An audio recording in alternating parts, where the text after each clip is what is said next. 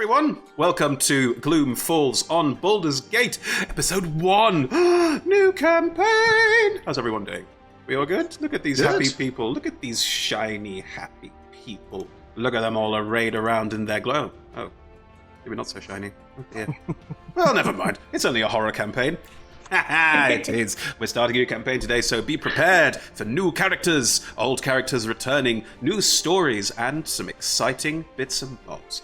I'm your Dungeon Master for tonight, Chris, and I will be DMing this group of players. They all have character sheets provided by D&D Beyond, and they will be able to use them to do cool things. They're level 10 characters, so they can do some very cool things. You will see the character sheets on the left-hand side of the screen, which I believe is this side of the screen, which is my right hand, because cameras are weird. But yes, you will be able to see all their character sheets there, and you can start perusing them at your pleasure if you want to. But before you get too stuck into that, why don't we go around the table and let everyone introduce themselves and their character, and describe some of these new characters, maybe returning characters. It's up to you. I will leave that very clearly in your hands. Let us start with George. Oh, hello. Yes, I am George. I use he, him pronouns, and I'm not going to introduce myself. I'm just going to focus on the important bit, which is my character, who is Ashra Beckett, known to some people as Ash, known to other people as the Destroyer of Dice, or rather, the Destroyed by Dice. Some of you may recognize Ashra from Icewind Dale Corrupted. She's formerly I would describe previously as a career necromancer. Now she is a bit of something else. She's shed at least some of the villain aesthetic for something a lot more arch, but not arch like playful arch like Archmage. And yeah, we're going to be hopefully playing to some of her strengths in this environment because it's a bit different from the old Icewind Dale. It is indeed. Thank you very much, George, and welcome back to Ashra. Next, moving on, we have David. Hello, I am David. I'm a voice actor. I go by he, him, and I am bringing back Aldrin Wheelwright, now known for reasons that may become apparent as Aldrin the Unmasked. Aldrin was previously a cleric of Mask, and now, you'll probably find out very soon, may or may not follow a slightly different god that may or may not rhyme with Shmai Shmora. Ooh, wow. Well, that narrows the options somewhat, but thank you very much, David. Good stuff. Evie. Hi, I'm Evie. I use she, her pronouns, and I am playing a new character called Silver Melodata, or Silver Raven Melodata, as she prefers to be called. She is a Dampier Phantom Rogue who is very much going for the villain aesthetic, but probably failing a little bit slightly, trying very hard to be an edgelord. Well, we'll see how it goes as the campaign progresses. Thank you, Evie. Rebecca. Hi, I am Rebecca. I use she, her pronouns. I am playing Persephone, who also uses she, her pronouns, who's trying very hard to get away from the villain aesthetic. She was in Icewind Dale Corrupted, running away from a super evil monastery of assassins called the Pitch, calling herself Ivy. And it only took a few weeks in the Icewind Dale for her to beat up a bunch of frost giants and a god, and decide that meant she was equipped to go back and take on all the evil people she was running away from. So that's going to be fine. Yeah, definitely. No problems at all. And Emma. Hi, I'm Emma. I use pronouns Emma or M. I'm playing Trix, who is a new character who uses the pronouns Trix or T. Definitely not Trixie, ever. Trix is a... I'm going to side-eye Chris there. Trix is a werecat warlock barbarian, and we'll find out more as I play Trix, as I also find out more. It bears saying that werecat is not a species in D&D terminology, but we have used a clever combination of shifters, barbarians, and all sorts of things to make for the coolest werecat. You're welcome, Internet. Yes. Anyway, looking at the screen in front of you, you've probably seen that you can see all these lovely new characters next to people's faces. That's because we are sponsored by a lot of lovely people, including Hero Forge. Hero Forge offer fully customizable tabletop miniatures with dozens of fantasy races and thousands of parts to choose from.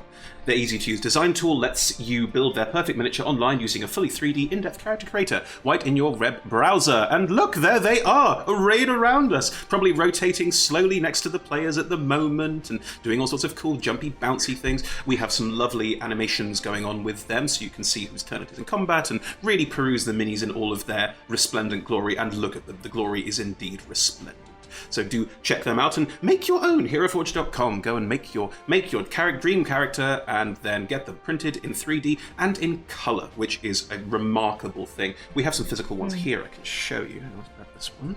This is a 3D printed HeroForge mini. Look at that. It is literally printed in color. I haven't touched that. That came like this, and it's remarkable and amazing. So, check them out, heroforge.com. Make your minis. We're also sponsored by Ultra Pro. Ultra Pro are tabletop organizers, dice folios. Dice folios? That's not a thing. Character folios, dice bags, stuff for your tabletop. They provide a very, very good way of dealing with all of the physical side of tabletop gaming. I've got dice here, I've got dice boxes here. What I'm going to show you today is one of their more cute items. This is a flump.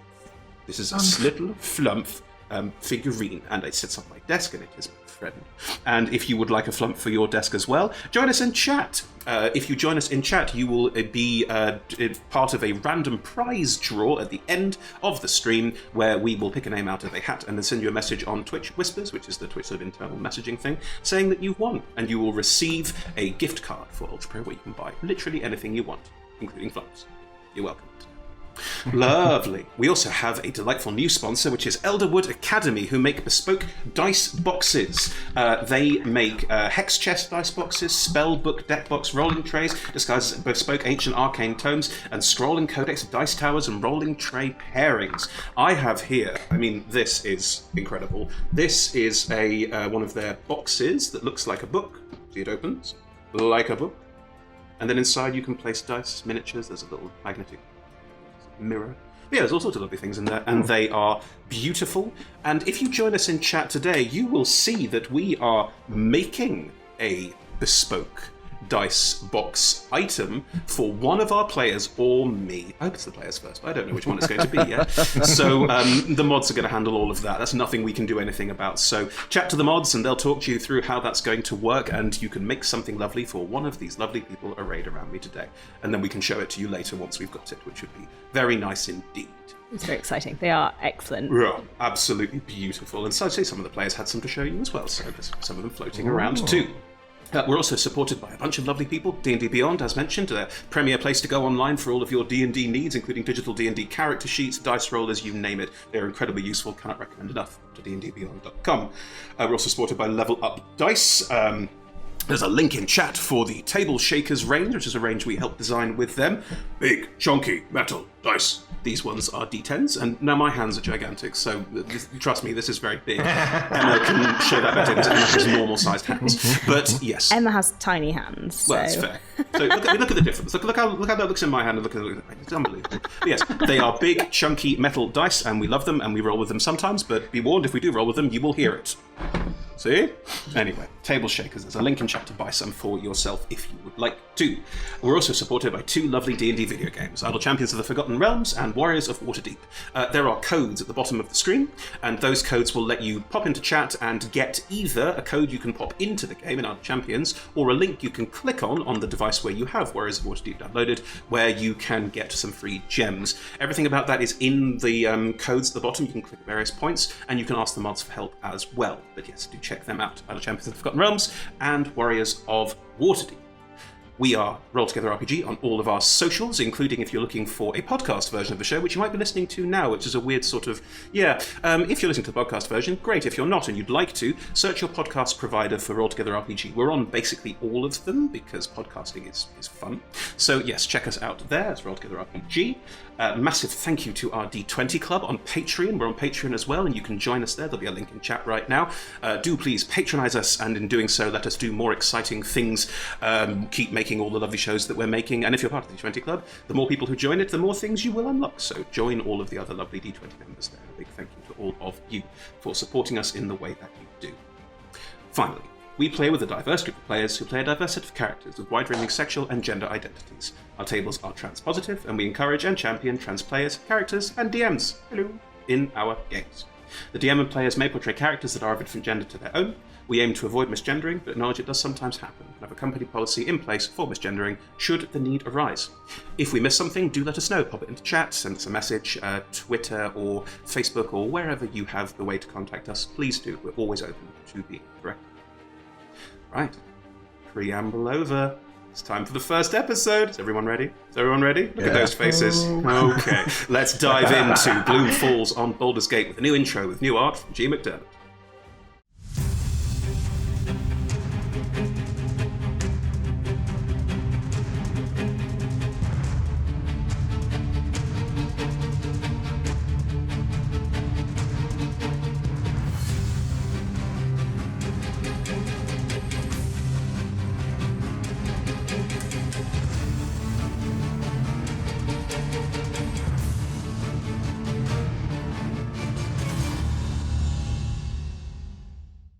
And so, we start our new campaign. In the city of Baldur's Gate. A city some of you are intimately familiar with, some of you more so than others, and some of you more recently than others, but the city it is nonetheless, the city of gates. And if we imagine in our mind's eye flying over the flickering quiet lights spread around Dusthawk Hill in the outer city of Baldur's Gate, before travelling over the stone walls, moving around the lower city and its green lanterns spread widely and evenly around the docks, glowing in a faint green glow that spreads through the fog and mist. And rising above it, the upper city, also walled, separate from the rest of the city, where the patriarchs like to play. Fewer green lights there, but still some, and better lit than the rest of Baldur's Gate, it must be said. Lighting's a theme, don't forget. But yes, you are all in the upper city, as you are all either at or making your way towards a fancy party. So, you are all, for various reasons, and through various invites, guile, deceit, and just fucking turning up, going to a party at the Bormal house. The Bormal are one of the patriarch families, that is noble families, of Baldur's Gate. And these parties happen semi-regularly, once or twice a week. And these parties are really just a social gossip exercise. They are very much designed as a way for people to find out what's happening, talk to each other, have some gossip in the back room, and all sorts of other shady dealings that you'd imagine from the patriarch families of Baldur's Gate. Some of you are probably already there. Who would already be there? Who would like to start? Probably us. Ah. Yeah. I think we'll definitely be there. I don't know about on time, but certainly like with reasonable punctualness. I mean, it's Ashra. You were there on time. Oh no. You were there slightly too early because you were on time, weren't you? There's an unspoken social code about showing up too early, so I think she's savvy enough to know what that is, but will turn up as early as that permits her to. I'm assuming Ashra has written down in a notebook somewhere the exact polite time to turn up at a party, and we turned up exactly then. She's tested it over the years and has developed the optimal party arrival window. Now, if you were trying to arrive at this party at the optimal time, you would have had to have sped up your... Let's say, what's the best word for Hortensia? Hortensia Yorkiar is your local contact. She was a noble in Luskan, which is where Asher is from, and the Yorkiar family recently moved down to Baldur's Gate within the last 6 months, and in doing so have started to set themselves up as a patriarch family in their own rights, and they're certainly wealthy enough. And Hortensia would be with you, taking you to this party. As Percy, we have to get used to doing that, is your younger sister, Aspen/Artemis. Oh, good. Yeah. I'm assuming, for the benefit of everyone here, that you are using the name Ivy in public because Persephone is still wanted by the pitch? That would make sense, yep. Cool. In which case your sister is currently using Aspen, as Artemis is also wanted by the pitch. There we go. She is. It's all her fault. Why don't we join the four of you, either on arrival or as you awkwardly start to make your way into this party? What would be the best place to join you in this moment? That's very hard to say. Is there any sidebar you want to have, Rebecca, before we arrive at the party? I think possibly if there's a moment where Hortensia's fussing over Aspen, telling her to stand up straight and stop slouching and scowling. Yeah, that is definitely happening. Hortensia's also asked Aspen to put on a lovely dress, and Aspen's done it because Aspen understands that, socially speaking, you two are, guests, and you don't know Hortensia, and therefore it's the right thing to do. But the daggers burning into the back of your skull are so vicious. Is it made worse by the fact Percy got out of having to wear a dress by being an actual adult? Yes, of who course. said, no, thank you. Of course it did, yes, absolutely. So if Hortensia's doing her last-minute etiquette lesson, Percy will just pull Ash just to one corner just before we go in. Are you sure this is a good idea? No, but it is the right thing to do. Are you sure you are good at, well, I mean, you're not good at people, but relatively, you're good at people. I don't know how to stand in a room with everyone looking at me and full stop. How you're going to attract a little attention, but you are very good at blending in. And how would you consider a room in these circumstances otherwise? You would assess it. No, but that's semantics. I'm good at blending in, as in, if there's a shadow, I will hide in it. That social blending in, I don't think means hiding behind a bookshelf. What do I do if someone talks to me?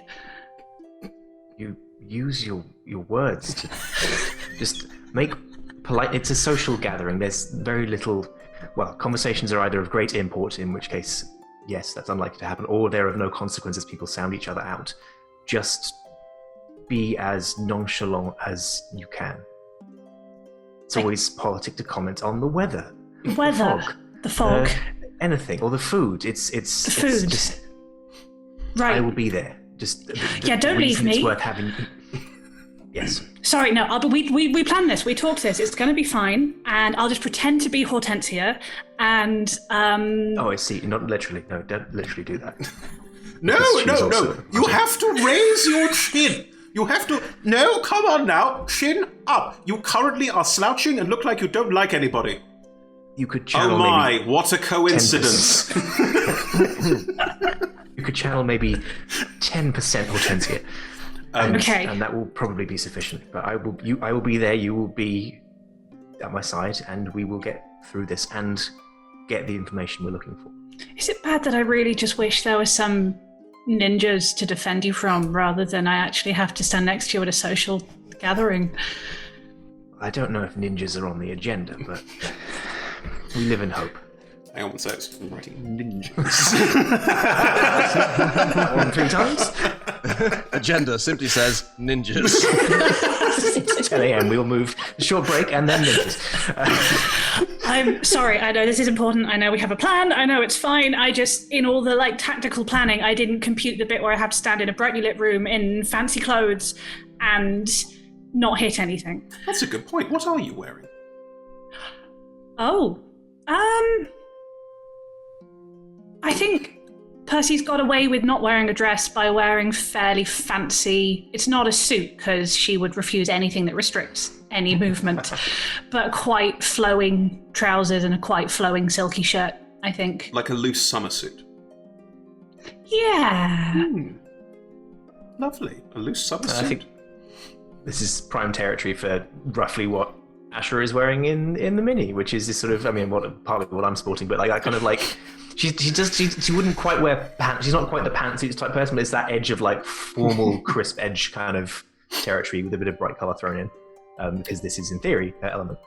In theory. Lovely. Okay. As you both step over, Aspen, I will refer to as Aspen for the time being. Aspen has been squeezed, and squeezed is the correct word, into a green chiffon, and it is quite long, quite flowing, and Aspen, much like Ivy Percy, Aspen / Artemis is quite hench. She's short, she's only 16, she's not that tall or that broad, but there's muscle definition that in this dress looks somewhat incongruous, but also, could just be someone who works out. But she's very definitely in this dress, slightly slouching, staring daggers at the two of you in this conversation, as Hortensia, who is slightly taller, slightly willowy, and Hortensia also has very long hair. Like, long to the point of it being, like, too long. Like, you know that line where it goes from supermodel into religious fanatic? It's on that side. So it's now all the way down the back, and it's been expertly and beautifully braided and curled, and it is an incredible haircut, but it is also overly fussy, much like Hortensia herself, who is currently sort of poking Aspen and going, look, no, you have to pull your chest in. You know that? Just, there you go, that's lovely, you see, and it brings your chest and neck up. It's lovely, you look splendid now. Yay. No, not Chris, that face. I forgot that you playing Aspen was one of my favourite things in the world. Just do you is what I'm doing. And you can see that Aspen is, through gritted teeth, doing everything she is asked, but is on that border of, gonna slap her. Gonna slap her. Seeing this, I will squeeze Ash's hand and then head back and go, Hortensia, you've done a wonderful job. I mean, Aspen. I'm so sad you wouldn't consider one of the longer dresses. We've got so many lovely varieties. It's very now, but do you want to be in or now? Surely you'd rather be discreet. I thought your theme was about discretion. It is, but I also like being able to snap someone's neck without ripping a seam, you see, Hortensia. Oh, you and your jokes. You're so marvellous every time. Yes. Aspen, you look great. I'm about to snap someone's neck myself, honestly. What was that? Sorry. What? Yeah. You look lovely. Great. This is how you change the world, apparently. You can do it. You're going to be fine. Just Fantastic. Don't. If you feel yourself actually needing to punch someone, come find me. Okay? I'll find a pillow to scream into. It's fine. I'm so proud of you. Yay. Ash, you ready to go? Go. Ash.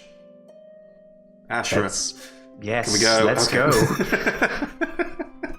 You can all file your way out, and the Bauble House is not far, maybe 10 minutes walk down through the cobbled streets of Baldur's Gate. And yes, you do see the Green Lanterns. You are aware of the Green Lanterns and their symbology. They denote that a place is open for business. And of course, there are shops in the upper city. It's not all manor houses. There are fine dining establishments and fine bars and fine pubs and fine inns. Speaking of a fine inn, Aldrin, you stay at the Helm and Cloak, one of the nicest inns in all of Baldur's Gate. Are you currently getting ready in the inn, or are you already at the party? Aldrin would be in his guise as Lord Highmore of Lakeside, having his trusty valet preparing him to attend the party, with the view of arriving fashionably late and making something of a stir. Of course. Are you and your valet in your room in private getting ready? Yes, I'd be getting ready in private. Cool, in which case your valet is lounging on one of the easy chairs and not behaving like a valet at all, because he's not a valet, he's your buddy, who is part of the same organisation as you, which will probably come up in conversation, or it might not, and then we can explain it. So, I talked to Tamora this morning. Yeah, what you have to say?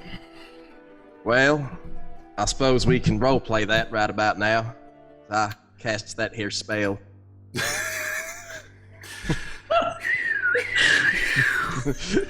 You cast Commune, and we flash back to the moment where you cast Commune, of course. Yes. Where were you when you cast Commune? In these rooms? In these rooms, yeah. Lovely. How do you cast Commune? Describe it for me. So I cast Commune by essentially making a little circle of dice, and within that drawing a coin, and then just sort of sitting cross-legged within that circle, because that's part of the ritual of casting. That's why it takes 10 minutes. Got to find the right dice. Because we're not in D&D, we are in D&D, but not D&D. They're all 6-sided dice, right? Oh yeah, sure. Thank heavens. Okay, good. Or knuckle bones, possibly from a previous life. That's also fine. Sure. So, hey Tamora, I got some questions for you. As you say this and look around the room, there is a faint of gold dust, and a halfling is sat on the desk in this room, just peering down at you. I kind of like it when you appear like that. It's much less intimidating than the first time we met. The first time we met, you were an asshole. Yes, I was. You're still not much better, are you? And Well, she'll sort of little shimmy off the desk and walk over to you. You know that you can't really interact with her, and if you break the concentration of the spell by stepping out or doing anything, then she will vanish. Just tell me 3 things. I'm going to this party tonight. They're going to be mascarons there. Yes. All right. On a scale of 1 to 10, with 10 being the most dangerous, would it be an 8 or above? Ooh, that's a tricky one to answer. On a certain level, it's sort of yes. It's also a no. I could go with a maybe on that one, but leaning more on the side of yes. I've only got a minute, so we'll take a maybe to yes. And they're gonna be potential allies there. Ooh. She reaches into her pocket, takes a coin out, and flips it towards you. And as she flips it towards you, you get 3 questions with commune, don't you? 3 questions, but it's only a minute. Yeah. So as the coin is flipped towards you, she looks at you, winks, and vanishes in exactly the same way she appeared, with a sort of golden showering of light. And the coin has landed in your hand, and it's showing heads. So that's what happened, and yeah. Wow, it's the way you tell them. I know. It's almost like you were there in the room. I like the way you do her voice. That is a nice voice. Trust me, you do not want to meet that in person. It's a lot more scary than it sounds. I mean, it never sounds scary. It sounds like a halfling who is playing games with you, but I guess it's a god, so you never know. At least we're playing for the right side, buddy, hey? Yeah, now. Playing. Well, we got into some crazy shit back in the day, no denying that. But, well, the veil has been lifted from my eyes, and as it was for me, so it is for you, and I'm glad we're together on this. I would have hated to have to kill you. Well, not like you tried, and if you had, you would have lost. I'm glad I don't have to find out. Alright, so correct me if I'm wrong. We go try and get this Bormal fella to, come back to the hall? Try and do the same thing was done to us? We go there, we do some recon. I'm gonna cast a spell on you so you can understand all languages. You're gonna go around, see what you find out. You tip me off, you find anything, you come and you say, my lord, please follow me, we have an important engagement. I'll do the valet stuff, yeah. And when can I be the lord, by the way? At some point we should swap these roles, because it's been months now and I'm never the lord. I always asked Hamor, and afraid to this point it has come back as a no. Roll me a deception check. First dice roll. Yay! 'Tis a 9.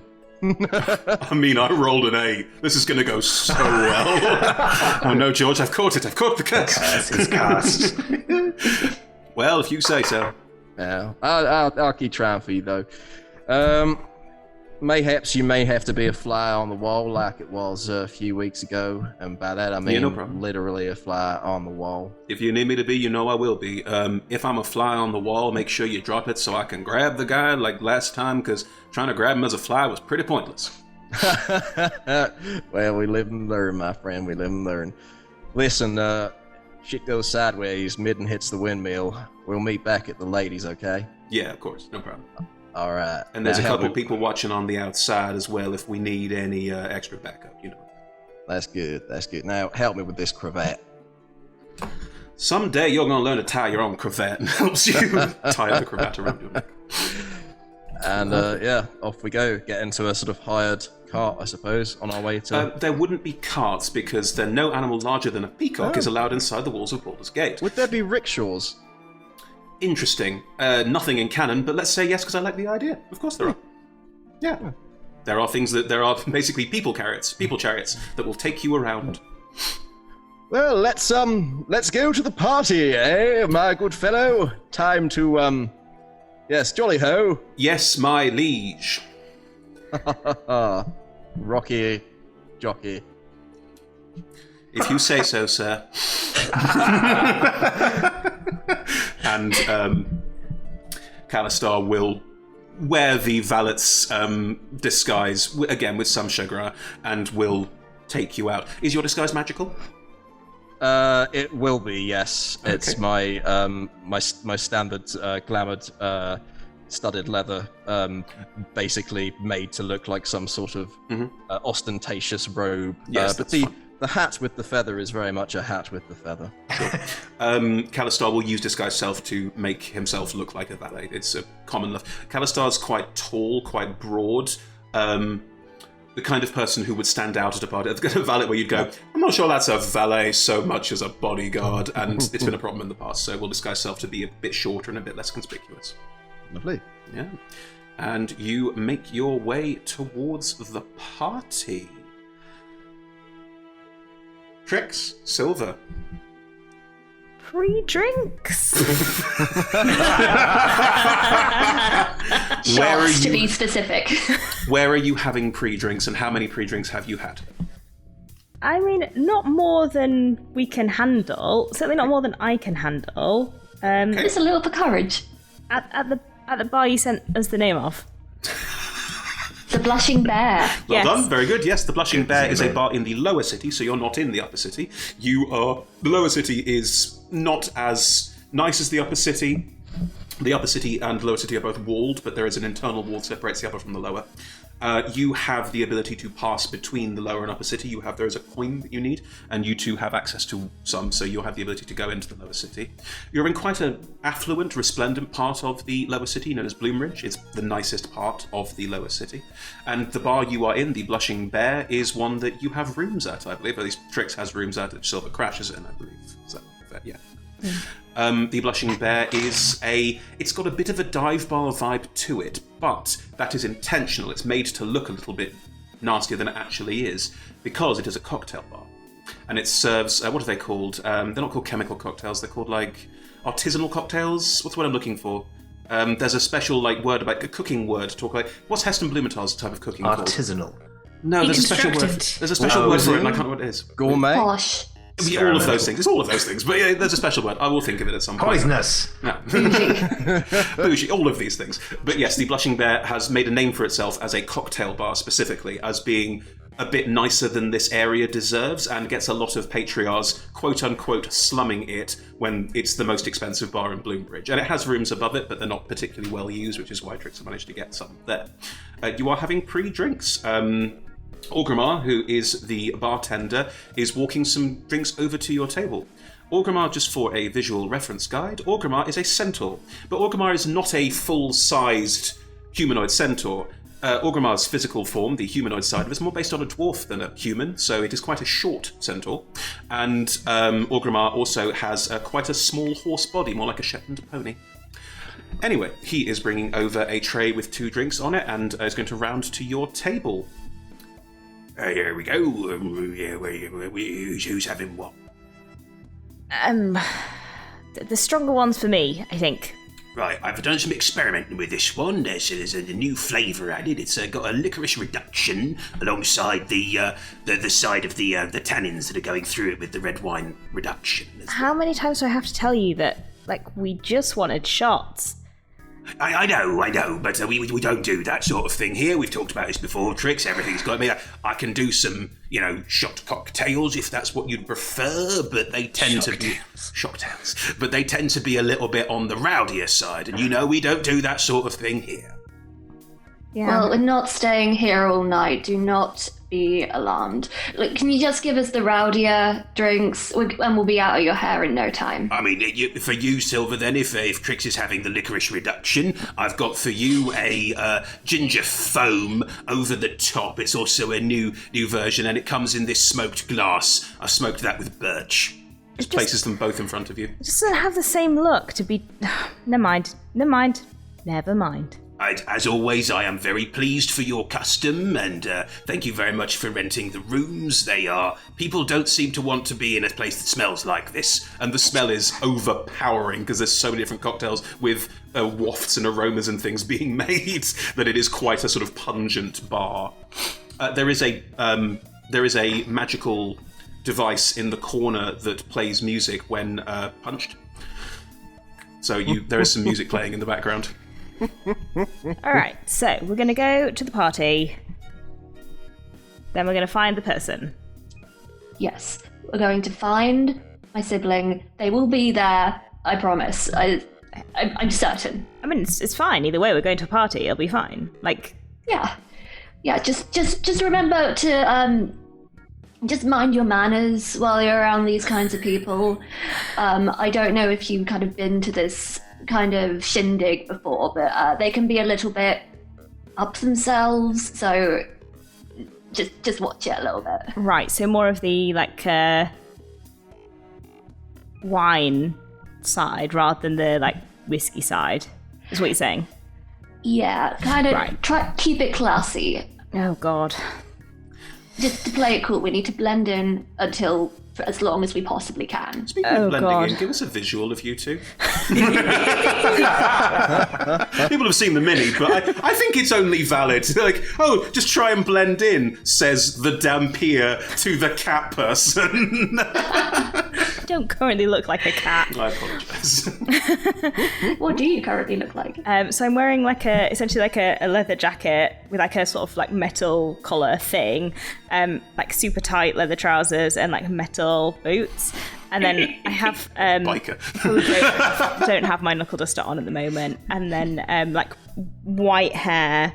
And it probably looks like tattoos, but white skin with black. It probably looks like black tattoos, but black spots on my face. And I have elven ears at the moment. Mm-hmm. And Silver?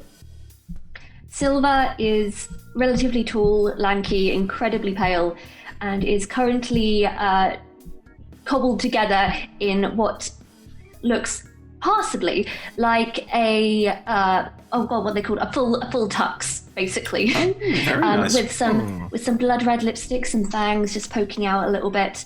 But if you look too closely, you can see that the pieces are kind of mismatched, so they're not all designed to go together. Would this be better? And I immediately morph into someone with long white plaited hair and normal color skin, as in me color skin. Sorry, that's not normal. Normal for me. Wearing a white tuxedo. Better? Yes, that'll do. We should be able to work with this. So it's a black and white tuxedo. So you're Millie Vanilli? Okay. Good. Oh, we're matching, sort of. Mine is super oversized. 80s. Gotcha. Good. Nice. Are you going to leave here post haste? Are we walking? I mean, I kind of assumed that you would have some sort of transportation in mind. I mean, yeah, walking. I guess we're walking. Lovely. I have fallen so far. What's wrong with walking? It's good for you. Can I get these in travel mugs? We don't do travel mugs.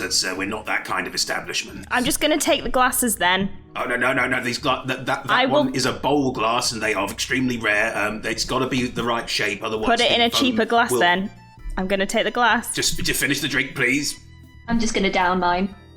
They're both really, really good. All of the flavours have that almost too bitter, too sweet, too sour, but it all sort of rolls together beautifully, and they are exceptional cocktails. Was not bad, actually.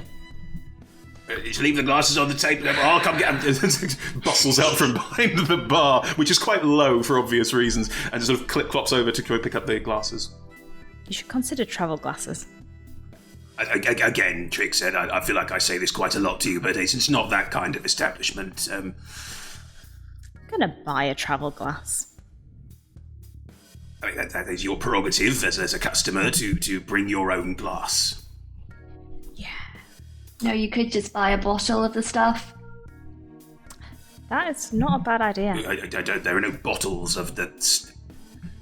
Were you on your way somewhere? Can you not tell? Mutter's taking the glasses back behind the bar. There's only about 5-10 people in here. It's not busy, but it's also not a very big bar. There's barely 10-15 tables in here, so it's not humongous. As you step outside, a group of dandies The Bloomridge Dandies are the local gang of Bloomridge, and the lower city has this guard. There is a city guard, they look after the city. The city guard tend to look after the upper city because the patriarchs pay them, and therefore the upper city is quite well looked after and policed. The lower city doesn't have that. The guards still exist and still look out for the lower city, but it doesn't quite have the same ring to it. So the city have hired mercenaries. The Grand Duke of the city, Older Ravengard, also leads a band of mercenaries called the Flaming Fist, as you'll probably be aware if you've played any Baldur's Gate video game.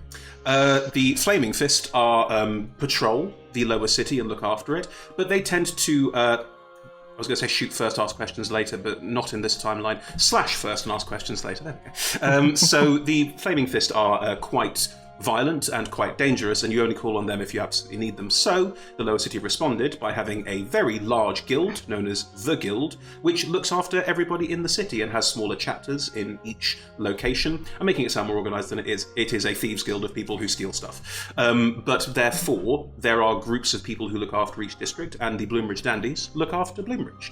The Dandies all dress in Georgian wigs, powder, beauty spots, frock coats, the works. A group of them are passing by as you walk out, and one of them, Trix, is going to sidle up to you. Hello there, darling. Good to see you. Erdine. Evening. Well, pleasure as always. Where are you two off to this fine evening? Business. Aradine, they them, is the leader of the Bloomridge Dandies and dating Trix. Well, is it a business that can be joined in by others? Maybe some shenanigans down the road? Not tonight, I think. I'm just kind of behind her making like faces, like Behind them. them, sorry. That's quite. Oh. One of our upper city parties, is it? Yes, on Upper City Meander this evening, but I'll tell you all about it later. All right. Let me know when you're back. Don't get into trouble without me. No, I will. They wander off, and they'll probably...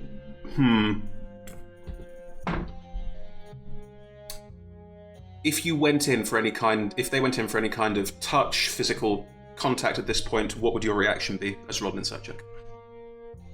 You wouldn't care? In which case they will go for a quick sort of squeeze on the arm. Quite gentle, quite friendly. See you later. See you later. Turn and... Hi, buddy. Good to see you again. Always a pleasure, Silver. As Silver turns around. As I turn around, just go. They're really not that bad, Silver.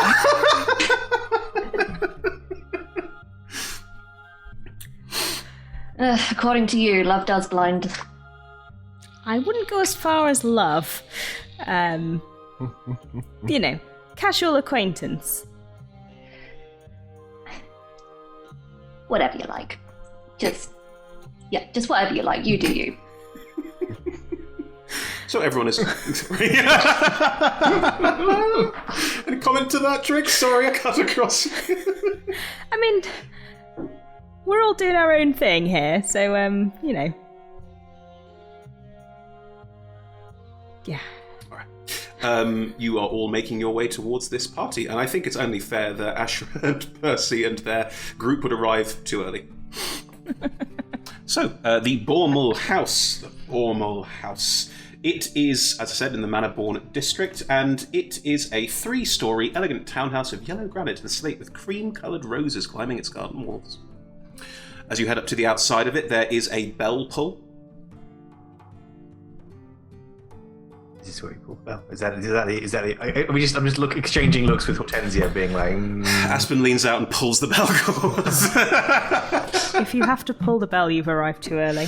The bell rings, and it is sort of a loud, sonorous bong that really resounds within all of you, and the door opens, and the lady of the house, who you only know as Lady Bormal, you know no first name terms, absolutely. Oh, good evening, Hortensia. A pleasure, as always. It's wonderful to see you here. It's marvelous, fantastic, wonderful. I may introduce my friends. Here we have, this is Ashra. Ashra is 2 different characters. Yeah, this one's up here, and this one's over here. This is my lovely friend Ashra, Lady Beckett. I apologize. Just Ms. Beckett, and I will shake the hand as graciously as possible. It is the limpest sort of, if you go for a handshake, sort of, oh, mum, as you get for a response to trying to shake the hand. I'll turn it into a kind of formal bow or something, a sort of, sort of hand holding while bowing kind of thing. Roll me a performance check. All right, that's the thing that I can definitely not do. That's strictly mediocre. I'll take if my dice rolls are mediocre, I will be fine. It's 12. Pleasure. I don't know the Beckett family. Luskin.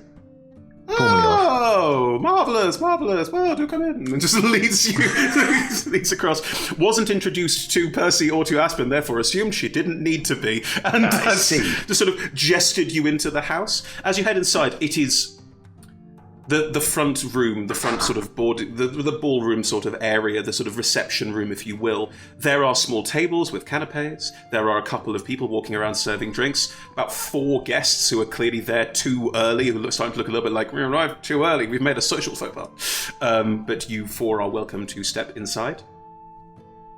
There's a slightly older gentleman in the back standing by the fireplace, clearly trying to sort of do that lean. There's about 3 or 4 others that mostly seem to be relatively nondescript people the DM hasn't fleshed out well enough. The textures haven't loaded in fully. It's just the 3 of them have got the same jacket on. One's T-barring in the corner and bashing off the wall. They don't have text options. Yeah. You walk up to them. No exclamation mark. Go towards them. I mean, if you go towards them, there will be an exclamation mark. Don't get me wrong. They're just assorted Baldurian patriarchs, and you don't know them personally. There's no reason that you would. Hortensia will go, Terence, and go straight over to one of them, and will basically leave you. Will basically walk away and leave you to there. I'm not forgetting that you are there, but very much of she doesn't want to be doing intros for you around this room. That's not a slight. If anything, that's if anything, as you know, Hortensia, that is her going, if I have to introduce you to all these people by myself, then you're specifically here with me, and it sets a social status for you that you may not want. She's being very, as Hortensia often is, very good at this. We should find something to drink. Or to hold, at least. Yeah, Lady Beckett. Not clearly. It's been a while since I've done this. Okay. Do you want me to start calling you Lady Beckett? Because, I can. I'm going to start calling her Lady Beckett. No, I didn't realise if that's a thing, then. No, not actual nobility, but. I'll go get you a drink, Lady Beckett. Excuse me. And Aspen just walks over and goes to get some glasses from a nearby table. I mean, I knew I was, batting well, but I didn't realise I, wasn't even worthy of an introduction. That was I was caught special. off guard by her. No, not you. I wasn't just her. She was a lot. Yes. Is it going to be like this all night? I think there are more of the sort of cloak and dagger cutthroat types under the surface. I don't know whether Lady Bormel is one of those, but there is a certain amount of bluster on the surface, which in some cases is just bluster all the way down, in other cases. Hello. An older gentleman has walked over to you both. Hello, I'm Lord Cordwell. Pleasure. Pleasure to meet you, Lord Cordwell. I'm Ashra Beckett, and this is my accomplice, Ivy. Ivy. Hi, it's foggy. Indeed it is. It's very foggy. It's a time of year thing, but also fog is just part of Baldurian life. You get very used to the fog. Beckett, yes. Luskin. Yes. You remember, or you overheard our introduction before? Oh, no, I've travelled. I'm a very, very art collector, you see. I travel around and we do quite a lot of work with providing art for the walls of various patriarch houses, because owning your own art is so gauche. You should be renting. What we do, we have a selection of different that was the fashion. Very much so these days. That way you can have a rotating... My daughter's very involved in all of that. She'll probably be here later, actually. I'm looking at them. Who is your daughter? It might be good to meet her. Esme will be around later, she says. She does most of the buying and all of that. I leave it very much in her capable hands. I'm more of the, yes. Ivy, I didn't catch a family name. Oh, Dern. Oh, I don't believe I know the Dern family. No, very, very far north, 10 towns. Right. I've beautiful scrimshaw design in 10 towns. Wonderful carvings they do of the local, what is it? It's the knucklehead trout, I believe. They have this large bone. I'm sorry, of course you know as you're from there. But yes. Makes remarkable pieces. I must have some somewhere at some point. It's very cold in 10 towns. It is. It is extremely cold. I understand there's been something of a very long winter recently as well. But, yes, it was dark. Quite. I understand it's Lord dark. Caldwell, it was a pleasure to meet you. We were just seeing about some drinks. I apologize. I did not mean to take up too much of your time. It was lovely to meet you both, Ashra and Ivy. It was a lovely pleasure to meet you. Yes. Scoot away and give Persephone a thumbs up. Aspen on the other side of the room is holding 3 drinks, watching this and trying very hard not to get involved. Yeah. Just standing on the other side of the room, and now that you've moved away, we'll move over very quickly and hand you both drinks. You give me that. I feel like I was missing something there. You handled that well. No. No? I can't. Room to talk about himself. That's typically a winning strategy. Okay. I need something other than the weather, just in case. I can think of a fourth weather thing. Well, you can talk about what was I can't remember. Chris, Asher, remember? Knuckleheaded trout. Knuckleheaded trout and scrimshaw from 10 You want me to go to a fancy party and talk about the fish in 10 towns? Well, you could spin it as a topic of interest, and if someone seems really interested, you say, well, if you're interested, you should meet Lord Bormel, and then you send them his way, and you have solved 2 That was Lord Caldwell. Yes, Caldwell. Ivy's very intelligent. I'm just feeding this to you. Yeah. While this has been happening, the doorbell has been pulled about 3 or 4 times, and there are more people. You arrived just slightly too early, but there are more people, and the party is starting to fill up, and you will have that same conversation probably about 5 or 10 times with various people as they turn up. Please, can Ivy have got slightly better with each time? Roll me a performance check. That's reasonable. Sometimes I miss in-person interactions, and then I remember by watching this, and I'm like, yeah, that's what small talk was like. Yeah, we gotta pretend that was me acting. Do I qualify as helping in this case? Yes, I would say so. Please, because that was a 1. Oh, there it is. I didn't see Rebecca's caught your luck. It finally happened. 2 1s. No, is it just catching George's luck? That's not fair. I would be entirely deserved, but no, that was a 13 with Ash's help. You are slowly getting better at this. You are also helped dramatically by Ash gently guiding you through when you are a little nervous and not quite sure of how to do it. And by the end of it, you are having small talk like the best of them. It is perfectly decent small talk. People don't think anything too little of you. They don't really know who you are, and that is strange. You are someone at a party who isn't a local patriarch, and if you point out that you're a guest of Hortensia, they'll go, right, because Hortensia is a relatively new patriarch as well. So there is a sort of you do stand out like a sore thumb. I think I might avoid pointing out that I'm a guest of Hortensia as long as it's possible, because I don't want to get her into anything. It's not trouble. There wouldn't be any issue you being a guest of Hortensia, but if you don't point that out, then there is even more of a sense of, who is this strange person who's entered our midst? Because everyone at this party, as you're starting to realise very quickly, knows each other. Literally everyone. And if there are new people, they are being guided around by someone else, usually, which you have not been, because Hortensia is trying to make sure you don't have that. Because you also know that people being guided around are sticking to that person like glue, and you wanted to have some space. Hortensia was trying to offer you that social etiquette. I think Aldrin would arrive next. So the bell pull sounds. Lord was it Highmore of... Highmore of Lakeside. Thank you. Lord Highmore of Lakeside, as I live and breathe. A pleasure, as always. Oh, you naughty man, you. It's a pleasure to have you here. Marvelous. Oh, you flatter me. Oh, well, quite. Well, do please come in, of course. Everyone's here, but maybe have some gambling tables later, if that would be of your liking. Always. Splendid. Of course. And yes, your valet can take your things. Yes. Well, a pleasure to see you, as always. As always. Roll an insight check.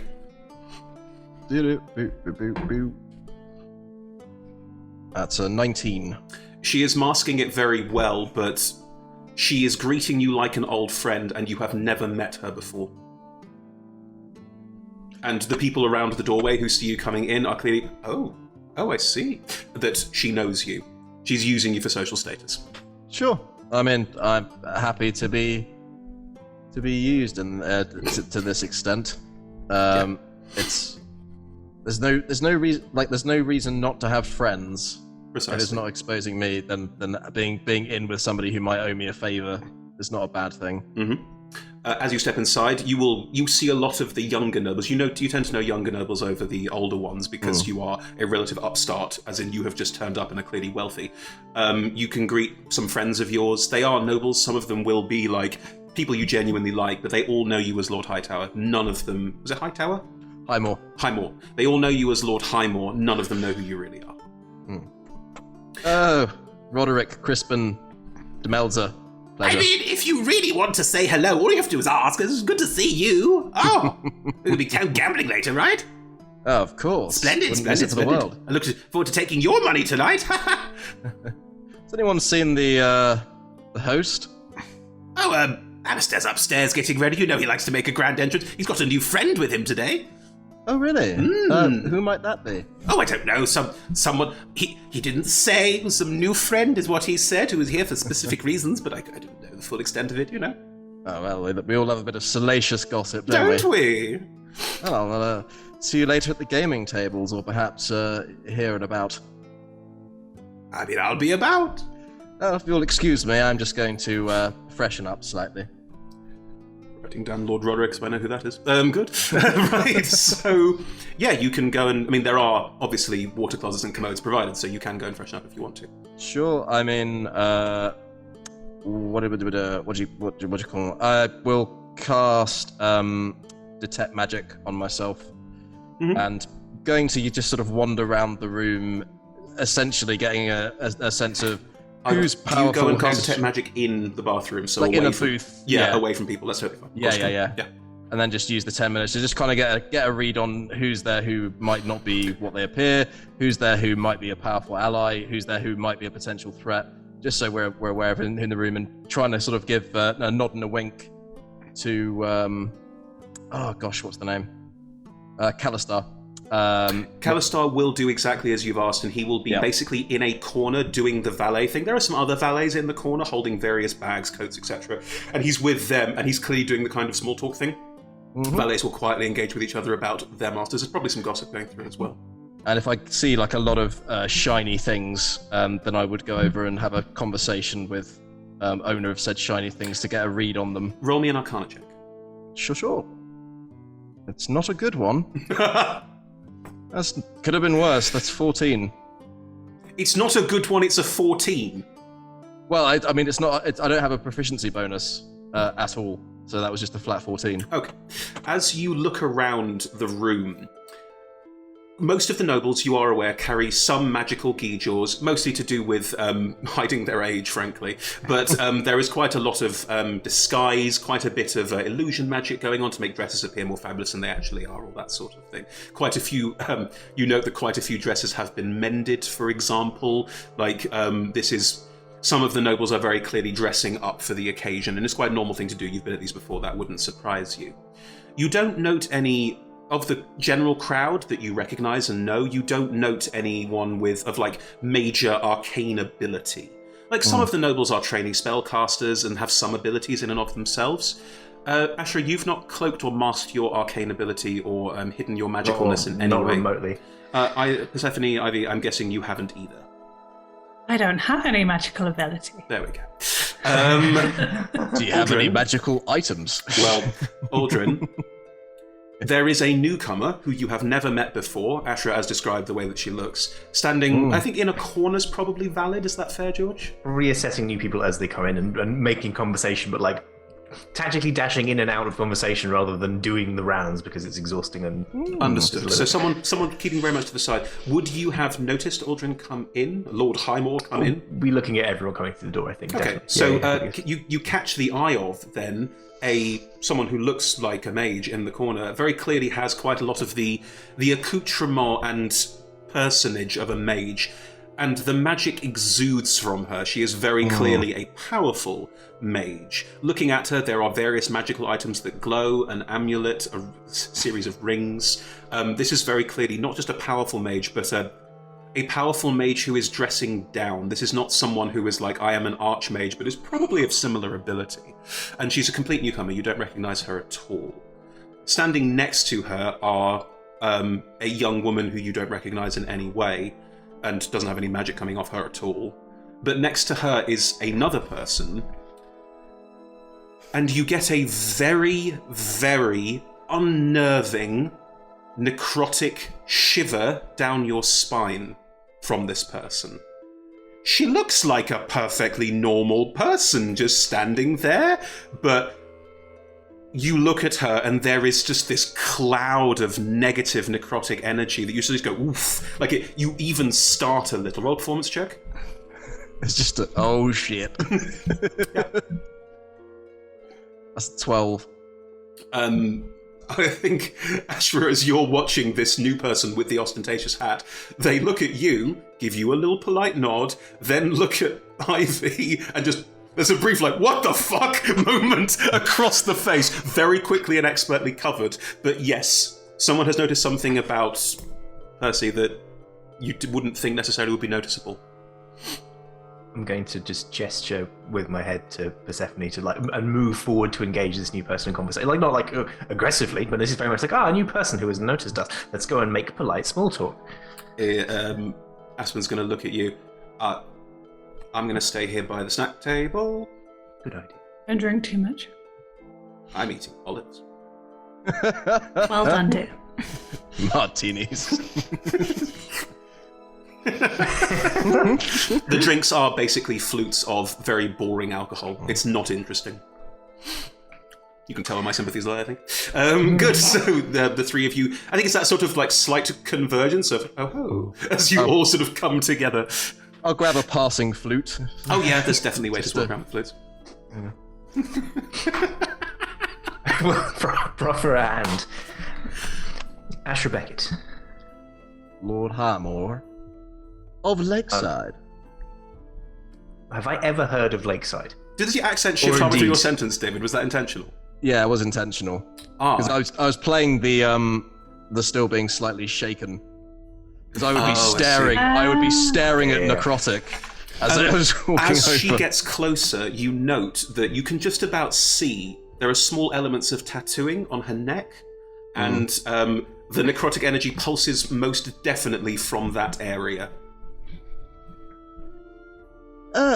Tell me, have you ever spent any time in Thay? Who's that addressed to? Me? Both of you. I don't know what that is. No, sorry. Oh, well. Roll a history check, please, both of you. Also, have I ever heard of Lakeside? As a sort of as a seat. It's not a thing. How confident were I guess you can make We'll come to that. Let's have the history roll first. 2. Ivy, Persephone, you've never heard of Thay. 12. Ash, Thay is a magocracy far to the east that is notable for being mostly necromancers, and it's an odd question. What a strange question, but no, I have not. What is your particular interest in Thay?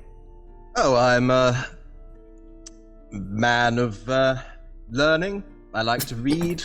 I saw your companions' tattoos and just wondered if they'd ever spent any time there. Very famous for their tattoos, the Thayans, you know. Hi, I have ears and a mouth, and you could talk to me. I'm sorry, I was simply addressing the person whom had asked the question. I did not mean to be rude. My name's Ivy. I have a tattoo. I have never heard of your place. Uh-huh. And if I might ask, where are you both from? 10 towns. It's cold. There are fish. You were born in 10 Towns? Yep. Roll a deception check. No, you weren't. Can I also roll an insight check on Aldrin, just to be occasion like obviously there's a matter of like there's a mild interrogation happening, but I know what Aldrin's passive insight is, so I know this is pointless. But I rolled an 18. Oh wow. She wasn't born in 10 Towns, and also because you are an incredibly insightful person. What's your passive again? Passive perception. No, insight. Passive insight is 19. Oh, okay. Well, then you get that she's... So it's your perception is ridiculous, isn't it? Yeah. Yeah. You get that she's not from 10 Towns, and you also get that she's very much... There's a very guarded personality here, very much like, not gonna tell you anything, recognize I'm being interrogated. Like, that's clear from Ivy very quickly. Ash, what did you roll on your insight check? I got a 17. Aldrin, can you roll me a performance check? Yes, I can. All these PvPs first session, unbelievable. It's not my strongest stat. It's a 9. Lord Highmore. Yeah. The questioning is not small talk. You're getting very quickly that there's something slightly more here. And Lord Highmore also clearly has recognized something in Percy that you yourself, having been a mage and cast at magic, you are aware that Percy has this necrotic shroud around her thanks to the pitch and the tattoo. Right. I don't think I know this. This Visually is quite news. subtle, isn't it? It's usually quite subtle. As into the eye, like, because I assume that the tattoo wouldn't be conspicuous. The tattoo's not conspicuous, it is there, it is subtle. The fact that Lord Highmore has noticed it is a... You also get a sense that Lord Highmore... Something about Lord Highmore of Lakeside, it sounds so generic. There's an element of that where you're going, really? Lord John of Smith, are we? Like, it's that sort of level. Of Lord Town. The Duke of Earl. Exactly. Sorry, do I have something... Ms. Beckett, do I have something on my face? You keep staring. I'm simply intrigued by new people whom I haven't met, but obviously move in high circles. Otherwise, well, one assumes you wouldn't be here. And where precisely are you from, Lord Highmore? Where is this lakeside? I'm not familiar. I must admit we are newcomers to town, so perhaps I'm just not familiar with this particular seat of power. Oh, it's quite the tale. It's a little place down south. There was a dragon, a horde, came up the old-fashioned way, adventurous style. That's not a lie. No deception roll needed. And what brings you here tonight? Well, it's a party. You just come to... Yes, I see. Well, I am always keen to meet interesting people, to keep my finger on the pulse of society, and both of you, are very interesting. We're really not. Very, very boring people. Look at me, I'm not even wearing a dress, what would I know? Well, if anything, that makes you more interesting. You're not constrained by society. The doorbell is pulled again. Silver, Trix, you have made your way to the upper city. You have passed through one of the gates, which is perfectly valid, and you are outside. And which of you pulled the bell pull? Oh, not me. So, if you see the person, you'll point them out, right?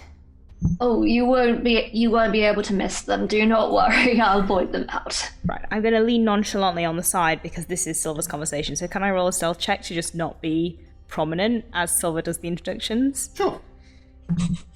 I rolled a 23. Okay. You're there, but this isn't I blend into the shadows. No, this is more of a unobtrusive. Leaning casually, yes. Sure. Right, the door is opened. Hello, can I help you? Silver Melodata? Ooh. Welcome to the party! Thank you. Miss Excuse the get up. No, of course, don't you look fantastic? Oh, it's a bit. I didn't have time to drop by home before we came, so this is my plus one. Do not pay any attention to them. They're all above board. Is there somewhere I can hang my coat? Are you here to see your sibling? Are they here yet? Oh, they're upstairs with Alistair. Yes, I think we'll have a little bit of fun downstairs first, and then we will Oh, good. go and say hello. Marvelous stuff. I'm so pleased that you're here. Leans into you. Look, if we've done something wrong or offended anybody, I don't want my son to... I mean, I know that you wouldn't, but I'm terrible... Don't worry, this is just a social thing. Right. It's fine. Okay. Okay, Well, please come don't in. sweat. Yeah, please head in yourself. Thank you. Nods at Trix with a kind of, oh my god, like there's a print across the face. I give a maybe not so reassuring nod back. Yeah, she's very much opened the door and is now just waiting for you to go in, and is looking a little bit like, oh god, like it's just a bit stuck. Yeah. What exactly is she expecting you to do? I have no idea. I waltz in and just throw my jacket somewhere. On her. Like I own the place. On her, yes. Yes, good. Welcome. This comes from underneath your jacket. I'm leaving mine on, it looks good. You both step in. As the three of you are having this conversation, two people step into the room, and I noticed quite how Ivy looked a little bit like standing out like a sore thumb. These two look like they've arrived at the wrong party. Very notably, one is wearing a black suit and one is wearing a white suit, and both look... It's like the band just arrived. Like, that's the only thing I can think of to describe this. People around are looking with like they don't know, and a couple of people are going to move over towards you, Silver, and Trix next to you, and I know who's going to be first. Pleasure. Hello, I don't believe we've met. I'm Lord Caldwell, and who I have the pleasure of being introduced to. Pleasure to meet you, Lord Caldwell, was it? Yes. Silver Meladata? Oh. Hello. Who am I? Hi. Hello, yes, look, my wife finds a way to just nope. His wife's not even there. Just nopes out the conversation. And I give a fangy smile. Silver, you note as this happens that he has stepped back into the room and whispers something to someone, and within about 20 seconds, the entire room knows that you are here, and the looks you get from who the hell are these people quickly become a ignore it. Ashra, Aldrin, Persephone, can you please all roll me insight checks? Do you get that every time you walk into a room? You get used to it after a while. In which case, I think we should probably go find some snacks. Oh yeah. What have we got for insight rolls? 18. Cool. 18. Cool. 9. Ashra, you don't notice this. You're too busy, probably trying to probe. Probably staring down Lord Highmore. There's something about Lord Highmore that's intriguing. You don't notice this, but Percy, with your sort of danger sense, and Aldrin, with your very carefully honed social understanding, the party, like, there's a very imperceptible, like, the noise dips and then rises again over the course of about 20 seconds, and looking around, everyone is very... Where they were, these two new people entering the room, everyone is now very, very studiously avoiding looking at them, engaging with them in any way, shape, or form, and carrying on as usual, but you note some people around them are carrying on as usual with the slight overconfidence of, oh god, I hope they don't talk to me kind of thing. There is very much a cat amongst the pigeons. Ashra, Yes. over there. Still like regarding Lord Highmore. I mean, if our new friend is interested in interesting people, then I think we've just been outdone. Oh. They're not friends of yours? I was going to ask you the same thing. Huh. I do like that everyone is no longer staring at me, except you. Could you go stare at them instead, please? Aldrin, your detect magic is still up. Yeah. Cool. The person in the white suit, there is fey energy, where with Persephone it was that sort of necrotic energy with a kind of wafting off. The person in the white suit who has gone over to the snack table and is sort of eating a bit too readily. Well, I guess while everyone else is getting like a plate and putting like two things on them and eating them, I get a plate and I'm putting like a stack on, which I intend to eat all of. This person, again, similarly, wafts of this fey energy just exude from them in a way that is, again, quite startling. This is, again, a creature of great power and energy, currently eating a lot of vol au vents. The person that they are with, Silver, I presume you're going to the snack table as well? I mean, you don't really I am. I'm not picking anything up, so as Trix is picking things up, I just kind of take out what looks like a little snuff box and just take a little... Aldrin, this person is not alive. This person is very clearly part undead. There is an unmistakable sense of magical essence keeping them alive. It is a moment to be like, whoa, but you also, roll me a history check. Mm-hmm. These are all the things I'm not good at. I know, David. When you said to me, can I play my character with 2 20s in stats, I went, yes, time for intelligence rolls. 12. You've been at parties before where you've noticed undead at the party. It's not the first time this has happened. And it's the same reaction each time. People studiously avoid them. And it's all, but you've been aware of enough of them avoiding it to think this is an interesting thing for later. You don't recognize this person, but yeah, you think there might be some quite powerful undead in the higher echelons of Baldurian society. And this is one of them. Could it all be linked? I don't even notice that anyone's really looking at us. I'm focused on the food, to be honest. I would like to sense the heartbeats in the room and just kind of get a feel for the mood. Ooh, you use your Maladata bloodline. Splendid. Yes, I do. How does this work? How do you sort of give us a visual of this?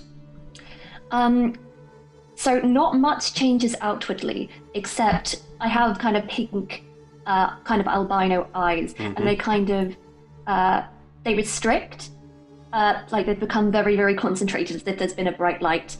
And I just, throughout the room, get a sense of all the living creatures with their beating hearts and how they are currently reacting to their emotional state. As you look around the room, you hear the sort of around the room. Most of the room, as you probably expect, but quite like heartbeats braised. They're all a bit.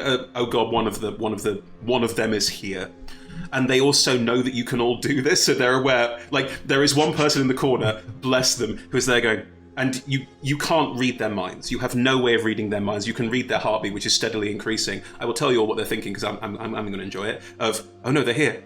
Oh no, they can read my mind. Oh no, don't stop thinking about them. Oh no, it's getting worse. I'm just getting more and more stressed, trying not to think about it. And it just gets progressively worse as you realise that's happening. Again, this is a pretty common occurrence for you. Everyone, how would you describe your current emotional state? I'm feeling good. There is a lot of food here. I'm going to eat all of it. Trix is, as always, a slow, ponderous beat next to you. I mean, it's almost reliable. There's a certain calm confidence you get from Trix always being like, nothing phases me. It's just always the same. This is fine, unless shit goes down. But yes, Trix is currently absolutely fine. Persephone's been slightly unnerved by Lord Highmore, but is quite interested. She's not scared by the new people. She's actually quite relieved that some other non-fantasy people have turned up. There is someone, and you can work out which heartbeat connects to which person, where their heartbeat is actually quite calm, much like Trix's actually. It's not that raised. And you look over and see this group of 3, one of them presumably looking, not directly at you, but looking across in your direction, and doesn't seem to know. Now, for you, Silver, doesn't seem to know means newcomer, which could mean potential ally. So, worth knowing. Ashra, how are you feeling? Probably leveling out again. There was generally fairly odd, generally on the level most of the time was like a little bit like, oh, something's up with this Highmore person. Have we been made already? Yes. So it was a bit of like, oh, is this going to end with us drawing down in some form? But as that's attention's moved on somewhere else, she's leveling back out, but having recently been a bit perturbed, I guess. There is a heartbeat calming down, which again you would associate with someone who is starting to forget that you are there, so you don't draw much attention from that. But it's from one of the people who, again, you don't recognise either. Though you don't recognise half of this room, you don't care about these people. But yeah, the person who is with the person who seems to have a very calm engagement at the moment is also interesting and potentially, again, a new ally. Aldrin. Do I have knowledge that vampires can do this? You don't know that vampires... This is a very specific ability based on a very specific vampire clan. You wouldn't specifically know this, no. Okay, in which case I wouldn't be trying to mask my heartbeat at all. Other than outwardly trying to look calm. Aldrin is concerned that there are powerful players that he doesn't know. Yes. Surrounding a game, and essentially, whilst he was standing next to two potentially very powerful people, still felt quite confident in his ability to at least escape. Yes. But without knowing what the allegiances are, there's a lot of legitimate concern here, and sort of trying to find the eyes of my my associate in case we have to Kalistar, in case we have to split. Absolutely. It's concerning. Silver, the third figure who they are talking to is also very much, there's the raised heartbeat and a sense of fear. It's not fear of you, though, and you know the difference. It's fear of something else, which is, again, quite strange. Aldrin, looking across the room, Kalistar catches your eye and gives you a very small signal that basically means, what do you want me to do? And you have prearranged signals where Kalistar can do anything you need him to do, when it can be communicated without it being an obvious run away. Like it's got more subtlety than that, and also you communicating with your valet wouldn't be weird. Yeah, I just sort of with what most people would understand as make sure my cloak is pressed later, trying to indicate where potential threats are, and with an eye on essentially if it goes south, head for the exit. Just a very much a. I mean, to be fair, it could be Thieves' Cant. It could be Thieves' Cant, although I wouldn't recommend it. Some of the party speak Thieves' Cant. Yeah. It's Gentleman's Cant. Sure. I think you and Kalistar can have a code. It is fair. You're part of an organisation. Kalistar, recognising that something might be up, is going to take your things and move away from the other valets and move towards the door. Not to go out, but to move to a place where, if he needs to, he can run and open the door for you, and you can both get out as quickly as possible. Like, you're still a good, 30 to 50 feet away from the door, depending on the number of people in your way. But Kalistar is making sure that if an exit is required, he can assist you in making it quick. I'm just literally thinking, Tamor, goddamn you, be clearer. Yes or no questions. Silver, that is where it is at once you look at the room. How do you react to that? Well, I would like to nudge Trix as they're getting a whole bunch of food. Okay, so we know that LaRouche is upstairs, so we might have a little bit of time. Do you want me to see if I can see them? Ooh, in a moment, but I wanted to point out, what do you make of those guys over there? And I try and do it as discreetly as I can. Roll a performance check. Which ones? Everything's performance. That's a good one. Yes, it is. I got 11 on that. Aldrin, as you look back at these strange new arrivals, one does a very obvious, shrug point at you, and then the big one turns around and looks directly at the three of you. I'm very confused. One of them's super hench. Which one? Oh, I think. Percy is a tank, this is true. Yeah. Well, they don't know. I could probably take the other two. I think you could. Yeah, but they are remarkably calm. They could be... Do you think they could be helpful if things get crazy? Do you want me to go and ask them? Probably. You're a bit more personable than I am. They might see the fangs and run. To be fair, I've also got fangs, so... In your current disguise? No, you don't. Yeah. Fang pals. They do a weird fist bump. They are at the wrong party. I cannot stress enough how these two are clearly at the wrong party. Yes, one always fist bumps to the left-hand side of these kind of passes. Fist bump to the left, very much so. Yes. I'm going to head over. I'm going to try and get a glass of champagne on the way. Sure, you walk past the waiters. The waiters are working very studiously to not make a spectacle of either of you, and will, of course, and they're being slightly too overbearing, and if you would like a drink, please take one, not just walking past going, I'm just walking, take it. I'll take 2. Sure, you double fist. No, both in one hand. Got big hands. Roll me a athletics check. To crush them. It's a 25. You can hold 2 glasses in one hand, why not? All the good rolls today. Yeah. Yo! Very foggy. Sure. Right. Here we are. Hello, I'm Trix. Ashra. Ivy. Lord Highmore. Sure. I'm really glad you're here, because everyone was staring at me, and now you're here, and everyone's sort of pointedly not staring at you, which means they're not staring at me anymore. So I don't know why they're staring at you, but thanks. Oh. Right. Yes. That. Are you... I'm not sure why I'm over here having this conversation. I'm just gonna, turn around and, gesture at Silver and be like...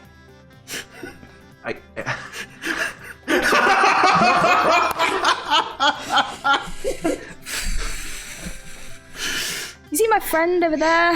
The one that everyone's trying not to look at? Who smiled really openly and visibly had fangs. It happened. Are you with someone? Family? Organization? Guild? Something like that? No. Technically, we're on our own. We're here to do something, potentially. How do you feel about things? Well, in general, I have many feelings about things, but you could perhaps be a shade more specific, I might Yeah. enlighten you. How do you feel about, bad people? They're bad. Cool. Good. I'm trying to read if these people all know each other and this is just a con, because it doesn't seem like a conversation that would ever happen. Roll me an insight check. Someone in this party has to have charisma, right? Someone. That's a 14. We've got lots of charisma Several in this people. party. Yeah. Oh, we're just none of us are playing it. My charisma is 20. I'm just going to say you're a warlock. You're just not playing it. No. I don't really know why I'm here tonight. High charisma, low fucks given. I think that's the... That's the one. Gotcha. Also not amazing intelligence, just throwing it out there. Aldrin, what did you roll? That was a 14. These people genuinely don't know each other, but all appear to be congregating, and you're part of it.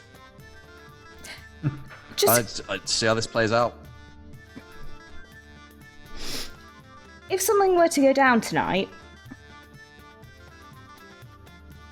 to do with bad people, just hypothetically, which side of that would you be on? Are you saying there are bad people here and maybe we need to attack them? Because I hate parties. I like attacking bad people. Hi. You are my kind of people. I'm going to hold my hand out for a fist bump. I don't know what to do with that. Fist bumps, tease fist. The left. Boom. You bump your fist into mine, like a little punch. Oh! As you both punch, the room explodes. I will say this: are you both going? Because you're going for a fist bump, and Percy's learning how to fist bump. Can you both roll me an attack roll? I'm not going to try and punch this No, strange I new person I understand. think I like. I want to understand what happens here. Both roll me an attack roll. Just we sliding each other up. Yeah. Kinetic shockwave just throws us all back. There's an Inception wrong moment. I have rolled a 16. Very nice. I rolled a 27. Oh my god! Boom! Right, so your fists impact, and what you get is that momentary... Oh. You suddenly both recognize that this person is very much like you and knows how to punch. There's a very definite,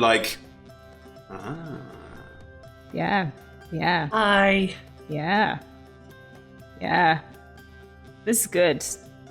What's your name? Trix. Trix. Ivy. Ashra, this is Trix. I think Trix is going to be our friend now. Seeing someone muscling in on my bestie. I take over. Yeah, you waltz on over. No problem. Oh, this is Silver. Silver is my friend. Silver. Yeah, best friends, really. Are you staring Ivy down while saying this? I am. Hi. Silver, Ivy also doesn't like bad people, so, this is a win. That's good. Okay, are the rest of you cool? Like, if you polled most people and asked if they were opposed or in favour of bad people, they would all say no. It's the definite. Yes. Well, let's not make it binary. I mean, sometimes good people do bad things. That is true. Yes. That What's is the example true. of a bad person? That is very true. Really. Aldrin, you're talking to a vampire and you know this. I'm just putting it out there. Yeah. Well, what's a bad person? Like murdery. Some people who did murders are very nice now. But like not non-regrettory murdery. Oh, yeah, they're not good. We're here. No, I mean, what? No, yeah. Like, big murdery. Like, big, lots of it. Systemic. Possibly, we think. Systemic. Ms. Back here. You mean like somebody who, say, harvested people for parts? What? That sounds very specific. It does sound really specific. There's a faint trumpet fanfare at one side of the room interrupting this conversation. Thank heavens. As the trumpets go off, down the wide stairway leading upstairs are walking two people. Alistair Bormel, who is... I don't think any of you know what Alistair Bormel looks like. Alistair is a blonde, foppish man wearing a lovely blue long coat and smiling at everyone. He is the scion of this house. Ash, you can put two and two together. I'll make you roll for it. But yes, there's very definitely an introduction being made here. And on his arm, Silver is your sibling. For everyone's benefit, on his arm is a person in a beautiful purple dress. The midriff is bare, which is not in fashion, just to be clear. It has a lot of trains, it has a small capelet as well. The shoes are also purple and very tall and very high. And they are very much being led down by the hand and smiling greedily at everyone in the room. It is a greedy smile, and the vampiric fangs are obvious. Mostly also because the eyes are basically red and slitted like a snake's. No effort being made to disguise, none at all. Walking down and smiling at everyone. And as these two walk out into the room and start milling with the guests around, that's where we're going to take our break.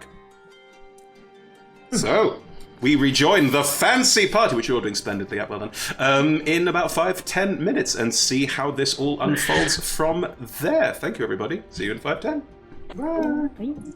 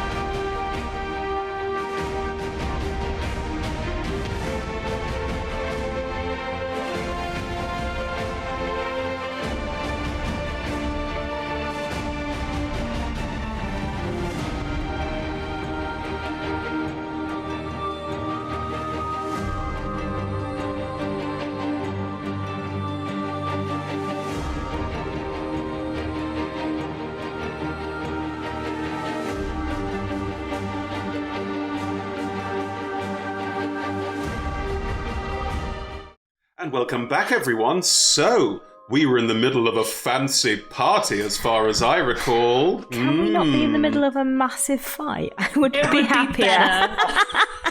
You will all get your massive fight at some point, but damn it, I want a fancy party, and that's where we're starting. So, yes, so the five of you have started having the world's most awkward conversation, at which point, Alistair Bormel, who some of you are looking for, has come down these sort of wide sweeping stairs, and on his arm is LaRouche Maladata, LaRouche being Silver's sibling. Who the rest of us are looking for. Who some of you are looking for as well. The people around will start applauding politely, and Aldrin in particular would know that this is done. This is like the Lord of the Manor kind of thing, so you can... if Aldrin starts clapping, anyone else join in? Oh, he can walk downstairs. Does Silver start clapping? Silver will not start clapping. In which case I won't clap either. Okay. People around you note this. As they... I have 2 glasses of champagne in my hands as well. It's been difficult. People are doing that thing where they're holding the champagne between fingers and then clapping with the top like that. I've been to these parties. I hand a glass to Silver. Cheers. As they are walking down, and as people go up to greet them both, and it is, again, as some of you would know, it is customary to go and be polite and greet the host, and people are very definitely going over to do so. They're not forming a queue or anything, and some people are waiting until they sort of, move through the throng. And there's about 50 people here now, so it is like a lot of people. It's a busy party. As this is happening, Silver, LaRouche looks across the room and sees you. Aldrin, roll me a perception check. You can use your passive if you like, because I know it's one of your, but if you want to roll it and see how ridiculous it can be, I'm also okay with that. I mean, I can roll it if you don't mind me using my passive if it's higher. Yeah, I'll allow it. For this one. I do also have advantage on perception. You do, yes. It's not higher than my passive. I need to roll a 20 for it to be higher than my passive. It's a 33 as my passive perception. Unbelievable. And I rolled a 17, which was a 30. Sure. Aldrin's very perceptive. This is the point. I see everything. As you can see, you don't know who LaRouche is. You've never met them before. You have no context for them. They are so clearly a vampire. It's etched into their very being. But as they walk down the stairs, and as you look at them and go, more than one vampire. Groovy. Your detect magic is still up. Yep, should be. They are also very clearly undead and very clearly a vampire. Looking at Silver and looking at LaRouche, you can instantly see that Silver... You're starting to see some differences here. Because Silver doesn't have quite the same aura that LaRouche has, and you could probably start putting 2 and 2 together about Silver maybe not being a full-blooded vampire. I would allow that with a perception of 30. Mm-hmm.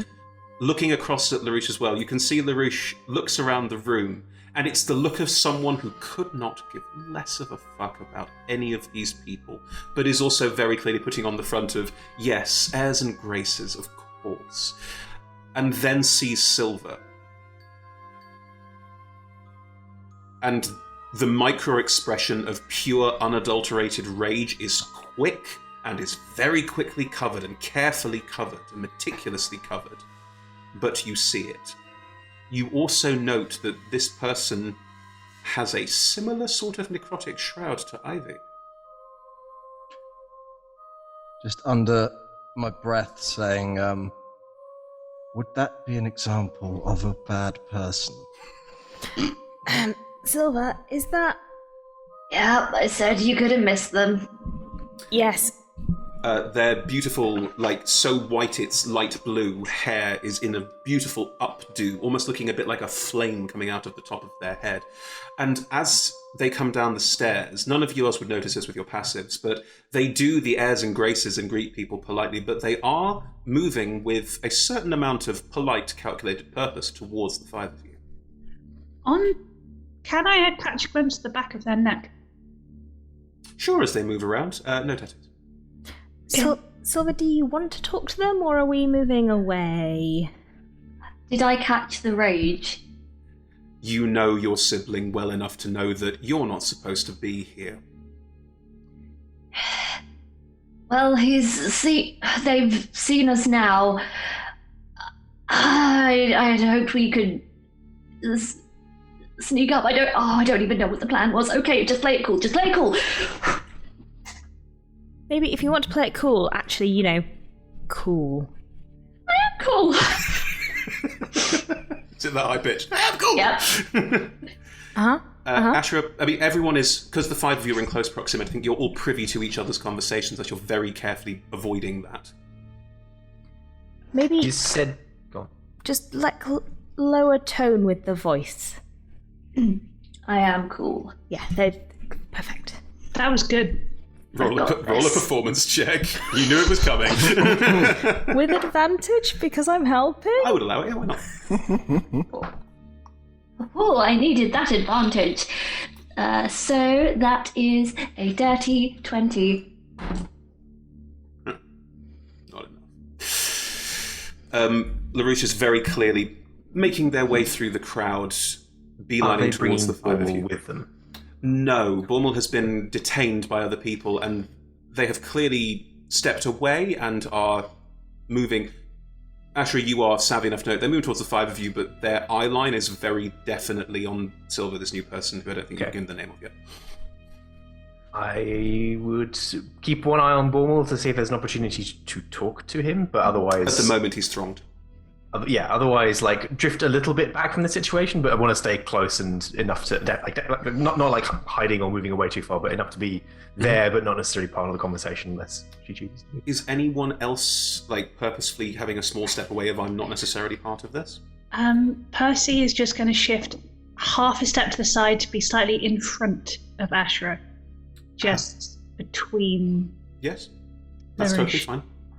Aldrin is going to say, well, pleasure to meet all of you. See you later on in the evening, I'm sure.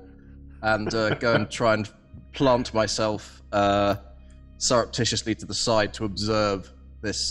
Sure, you very obviously nope out of the situation, that is fine. Trix, I'm guessing you just stand right by Silver, right? I'm not going anywhere. Sure. Would you prefer me to go away? No, you stay with me. Okay.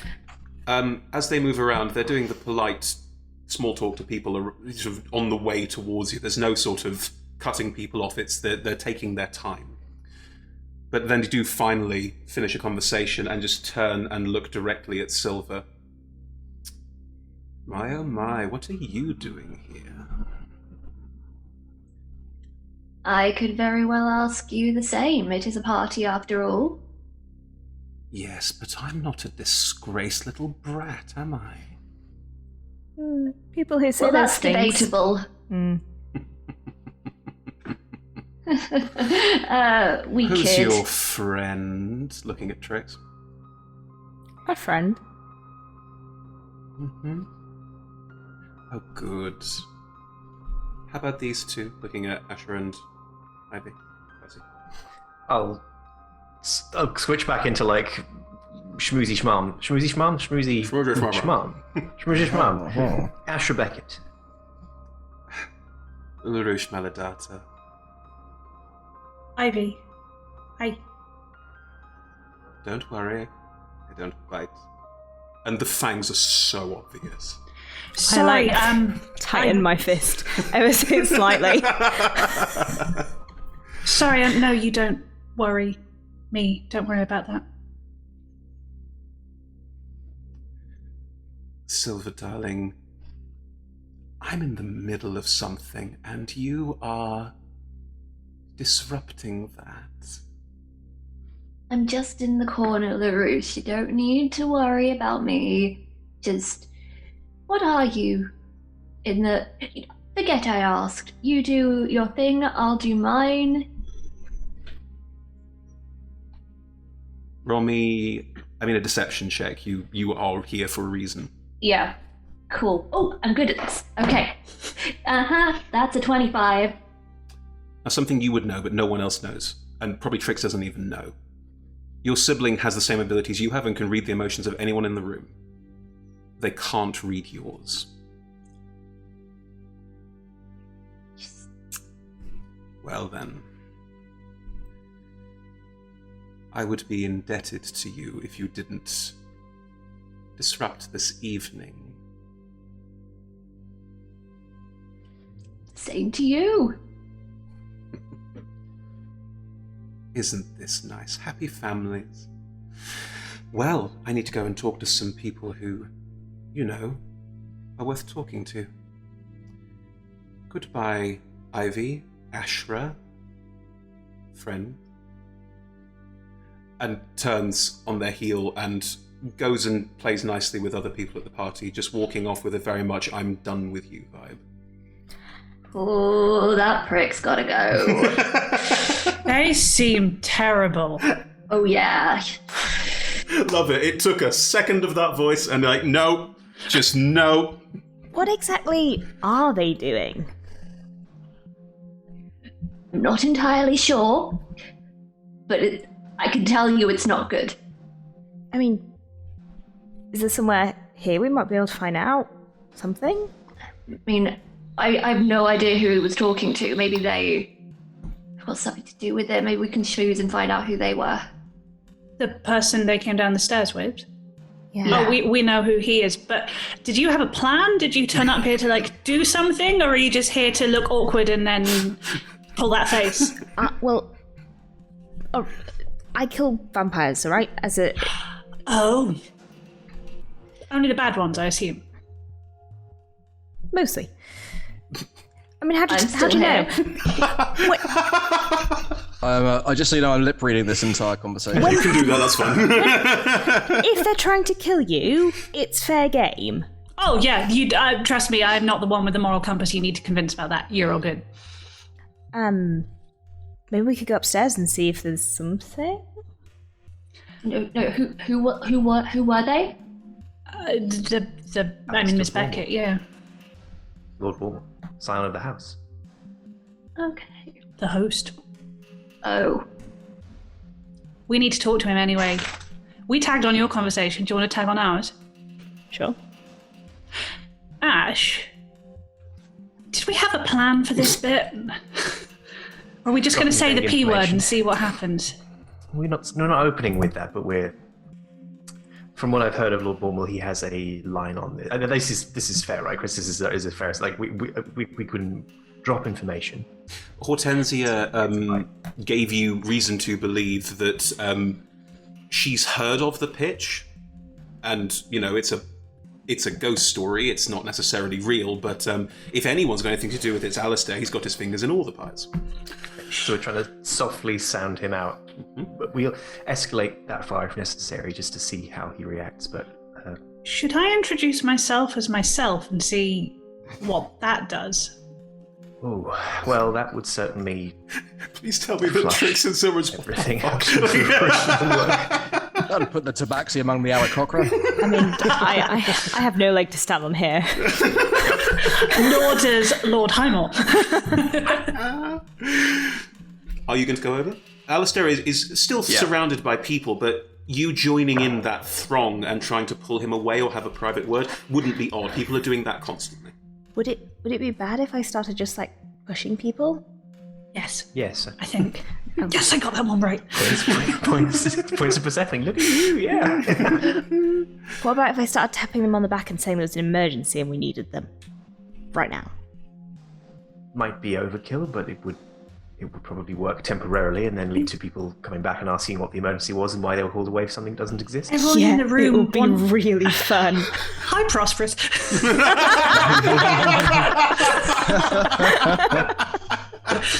At this point, I am urgently signalling Calistar to come and join me. I mean, everyone in the room wanted to come and talk to us about Trout, so if we just stand there looking aloof, he might want to come talk to us, right?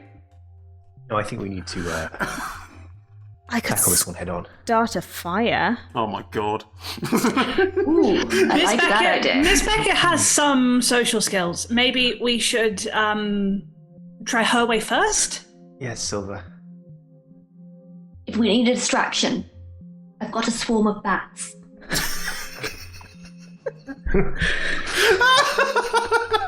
It's the same facial expression. Both of you grip the face. It's wonderful. I've suddenly been maneuvered into the sensible one of the group, and I'm very confused by how this happened. Give us 5 minutes and then unleash the bats. As you are all having this conversation, I want that on a t-shirt. Aldrin, Calistar has moved over to you and is standing next to you. Yes, my lord. You wanted something? Do you want me to prepare the evening jacket, which is code for "Are we going?" I'm just leaning in to as if giving some instructions. Sure. We're calling it off. This is strictly recon. Too many pieces in play I don't recognize. Yeah, what's up with the vampires? I don't know, but we need some more intel. Do you want me to ask around, see what I can find out? Yep. I'm on. And see what they have at the church by way of literature. I feel like a read. You got it. Yes, of course, sir. Turns and heads back. And again, going through the crowd and not talking to people. Valet would not talk to nobles, obviously, but we'll go back to the other valets who are having a whispered conversation about all of these different new phases here, and we'll be joining in and finding out more information from that. Because valets always know the most information. Are the other four of you heading over to talk to Alistair? Yep. I'm maneuvering myself so that I can hopefully lip read the conversation. Sure, that's Just fine. You have around the room. You have the observant fee, which means you can lip read at what's the range on it? A good question.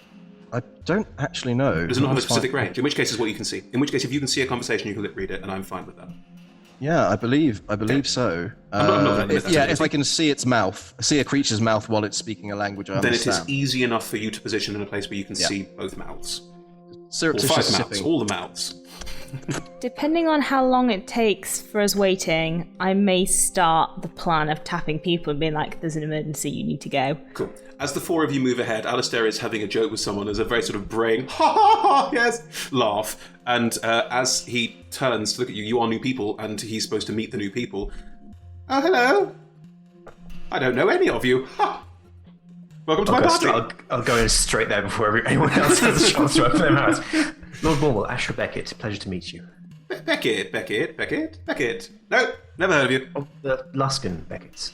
Oh, marvellous. No idea what you're talking about. And these are my associates. Well, you're an eclectic bunch, aren't you? Are you performers? No. I'm just waiting for anyone to introduce themselves. Right. I'm Ivy, and I know Miss Beckett exactly as well as these two people here, apparently. That is a strange way to say hello. Hi. It's a very nice party. Thank you. Mother goes to such effort. I mean, after father died, it is going to be my house at some point, so we have to take over at some point. That braying laugh, it's like a donkey. It's a hard life. I'll just give Ivy a look and like, this guy? This guy's our lead? Like that look. Why are you supposed to meet new people exactly? Oh, but just kid. You're not from here. I'm starting to put it together now. You're not from here. Sorry. As part of Baldurian Patriarch Society, it's very good to get to know the other patriarchs, because if you're ever in a position where the other patriarchs need to do something for you, if you know them all, they're more likely to do it. But we're not from here, so we aren't going to be useful. I'm sorry. Of course not. No, you are in this house. You've been invited to the party for some reason or another. I presume you know someone. And I like the cut of your jib, frankly. You're marvellous people. Look at you.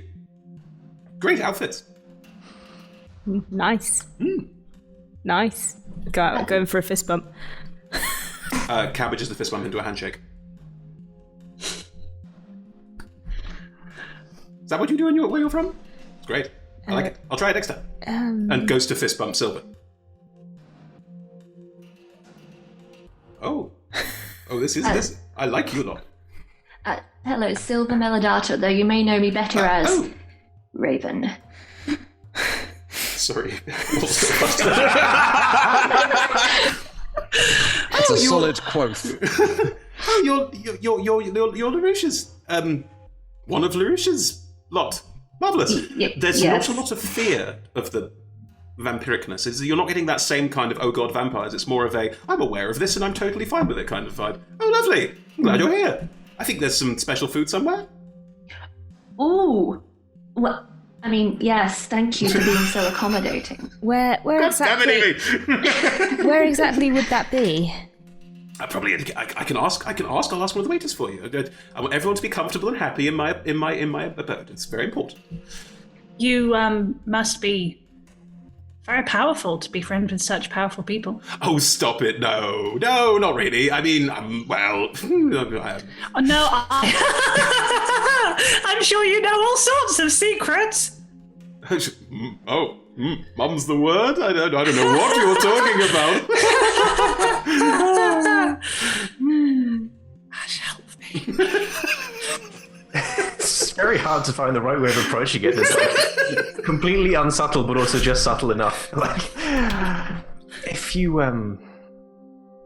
if there were certain services one wanted to procure, as newcomers to the city, if there were certain services one wanted to procure in terms of removing irritants, pests, like bed bugs?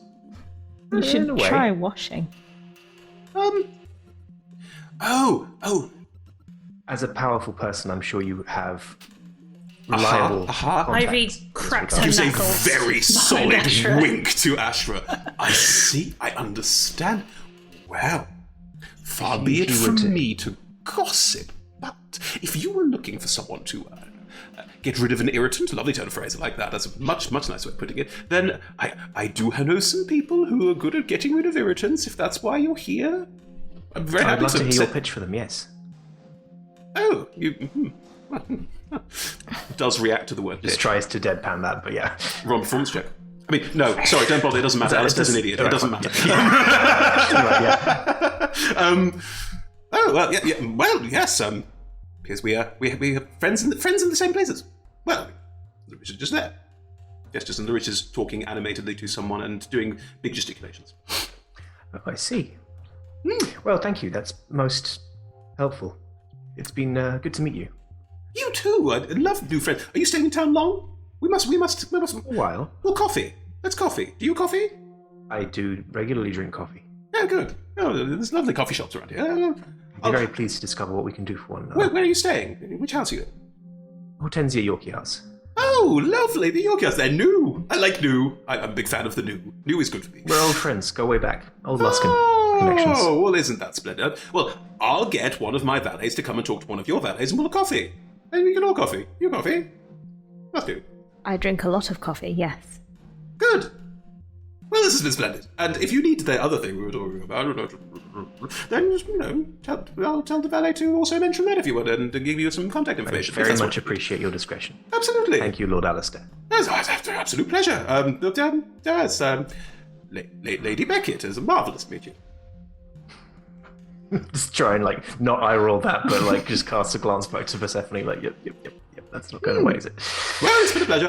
Sorry, other people to talk to, but do stay around. Of course, you're very busy. I understand there's going to be some gambling later. That's nice. I've got some other business to attend to, but my house is your house for tonight at least, and then it's my house again. Beams and just smiles pleasantly, and then sort of meanders off to talk to other people. As soon as they're gone, he's gone. Persephone. Sorry, as soon as he's gone, Persephone will turn to Silver, and not in a deeply intimidating way, because Trix is right there and looks like T could rip off Persephone's arms. We'll just put a hand on her arm and go, I think we need to talk somewhere private. Shall we find somewhere private now? You do know that if you want someone killed, I could just do that for you. You don't need to hire assassins. Private. We go it private. Right. What she said. It's a very raised eyebrow on Lord Highmore. The eyebrows so raised it's vanished into the hairline. The hat's just lifting off his head. Can I look through the walls and find a room that's empty? Sure, using ghostly gaze. Indeed. Those ghostly gaze. Le ghost gaze. Ooh. Yes, you can. As you look around this space, you do find there are rooms. There are already some people in some rooms. Looking at some of them, you don't want to interrupt them, but there are some rooms that are not occupied that you could easily step into. They're sort of drawing rooms off this, or what look like corridors lead to other rooms. It's a big house. That one's free. Great. Persephone's not being full-on intimidating, but her "hey, you're new and you're not fancy" has gone. As soon as we're somewhere private, she will turn straight to Silver and go, "What do you know about the pitch?" Hold that thought. are you all making your way towards a private room, all four of you moving off? Lord Highmore, are you following? Are you aware of this conversation they had? Because you can lip read. Lord, is there a room adjacent to this room or near this room? You don't know. I see the room they go into. Make friends. Well, they're going through a door. You see them go through a door. Yeah. See, my instinct is to use clairvoyance. Uh-huh. But there's no way I can subtly cast that, so I think I think I need to be a part of this conversation. Okay. Unless I'm asked to leave, in which case I will then be clairvoyancing. Do you you try and join them as they all leave? Yeah, I'll just try and follow them in. Okay, as you all step out of the ballroom kind of thing and into a side corridor and into a side room that Trix is pointing out as doesn't have anyone in it, which no one seems to have questioned why Trix knows that. As you all step in there, Lord Highmore also slides in after all of you as you close the door. Did someone invite him? No, I don't think we did. I'm just very interested in your conversation. He seemed potentially useful or potentially a threat, either way. Good to keep him close. Yeah. Only a threat to bad people, I assure you. Silver, Yes. what do you know about the pitch?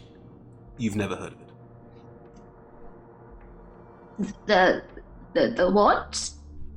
The incredibly bad people organization that your sibling seems to be in charge of. Well, that's news to me. The pitch, you said? Yeah. Trix and Aldrin, can you both roll me history checks? 14? Okay. 16. Cool. You are both aware of a shadowy organization of assassins called the Pitch that you, as far as you're aware, doesn't exist. You've never seen hide nor hair of it. The context of it, like, people, it's a boogeyman, things that go bump in the night. But this is the first time someone's talked about it and not used it as a vague threat.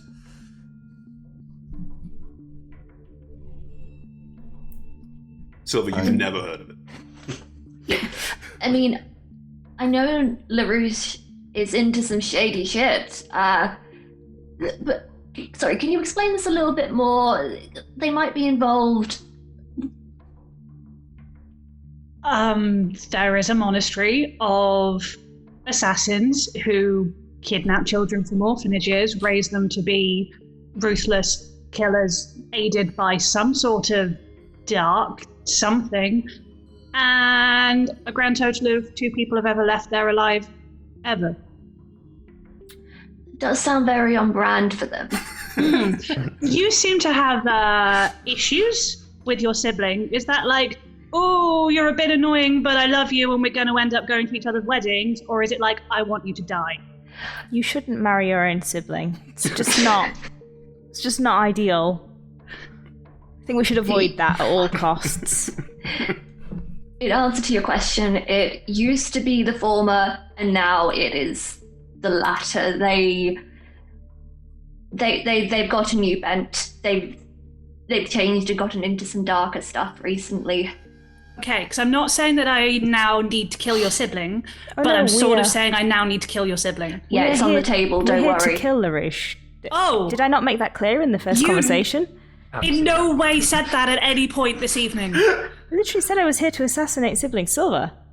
Silver's sibling. You said, do you bad people bad? Yeah, that's what I meant. Right. Right. We believe that they are enough of a danger to warrant the assassination. Okay, so first things first, it just saved your life, because if they are who they appear to be, you are not killing them, just the 2 of you tonight at a party. That's just not happening. I summon my knuckle duster. Yeah, you can punch things, I know. However... I mean, just to be clear, when Trix summons T's knuckle duster, Emma, do you want to describe how that happens and what it looks like? Because this isn't like I've got a fist thing. This is more than that. It basically like pops into existence, and it's big like brass knuckle duster, and it says "bite me." So Rebecca thinks that's the coolest thing in the world, but Persephone, there's not even a flicker. I'm really sorry. Hand goes to rapier, just So because weapon's been summoned. Yeah. Just At like, that, turn to Lord Highmore and say, so it seems that all four of us are on the same page here. Hi. hand slowly comes off rapier, as death doesn't seem imminent. Yes. What is your interest? Me? Yes. I mean, these yeah. interests. They, yeah.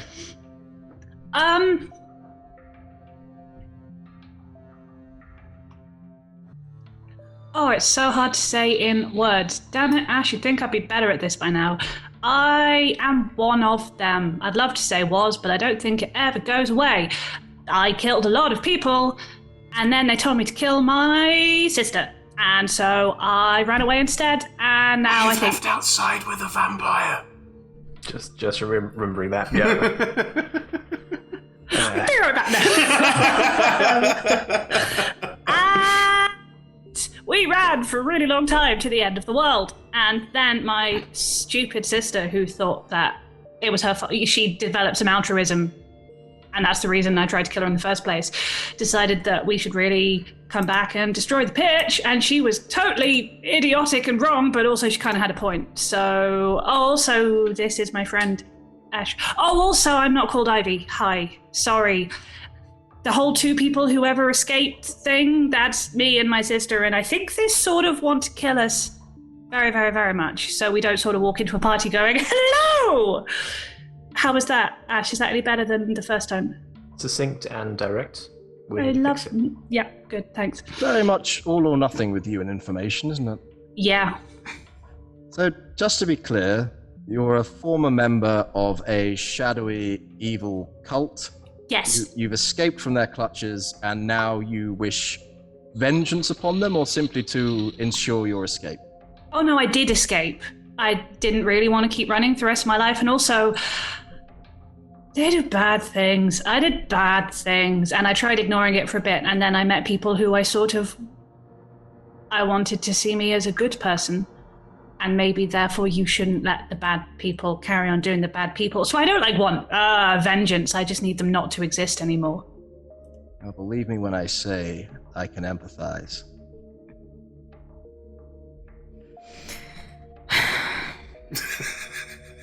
I'm gonna need a little more. Well,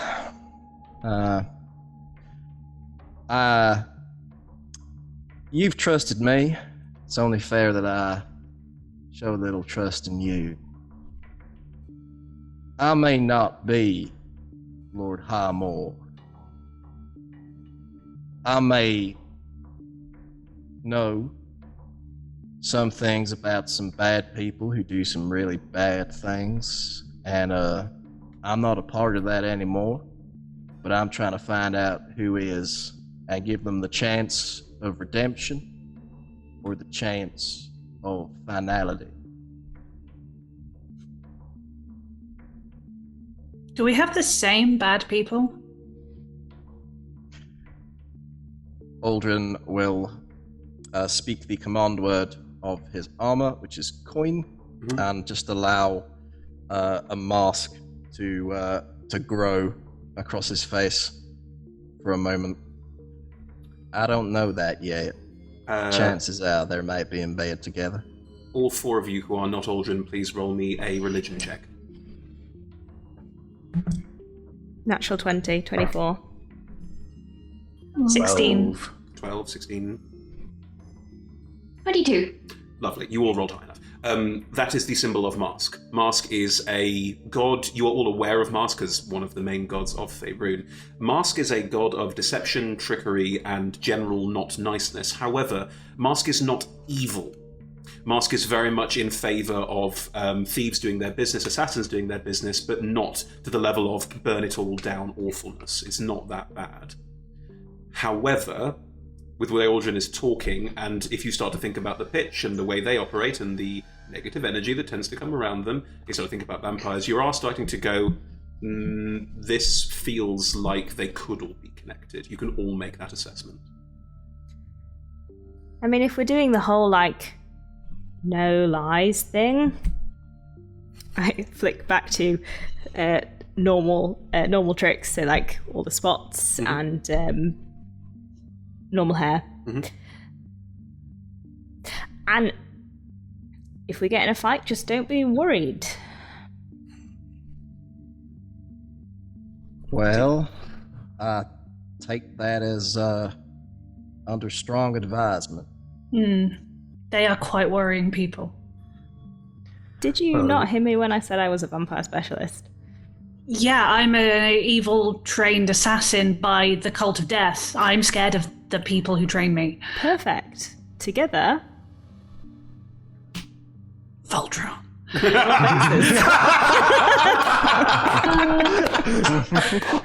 Excellent. As the five of you are discussing this, there is a knock at the door. Oh, disguise back up. Yeah, sure. I will answer unless anyone leaps there Dismiss the I mask. mean, I have leapt in front of you. first. I'll give you a look like, it's fine. Has it been more than a minute? It's been about 5 minutes. Okay. I don't have ghostly gaze anymore. Sorry. Dismiss the mask. I feel confident we haven't been scryed upon because of amulet. Yeah, you haven't been. It's fine. No. As Ashra, as you head towards the door, I will allow... Actually, no, I will not. Trix, Silver, and Aldrin, roll me an insight check, please. 3. You don't notice anything. I'm feeling lucky. Here it goes. 1. Wow. Aldrin has the lucky feet. What'd you guess, Silver? 29. 29. There it is. 22. 22. Lovely. Silver and Aldrin.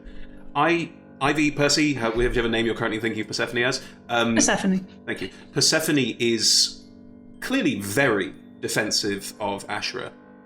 Very defensive. You can draw your own conclusions from that, but you start to note that these two are... Yeah. Something's going on. But anyway, Ash, you push aside and head towards the door. Open it. Aspen's there. What's going on? I looked around the room and you weren't there when there was an obvious vampire there, and I got a little worried. Just draw her inside the room quickly and get her from away from standing on the threshold. We're talking about knuckle-headed trout. Now it's a party. Hello. It's a meeting of a secret society. Welcome. The Knuckle-Headed Trout Society.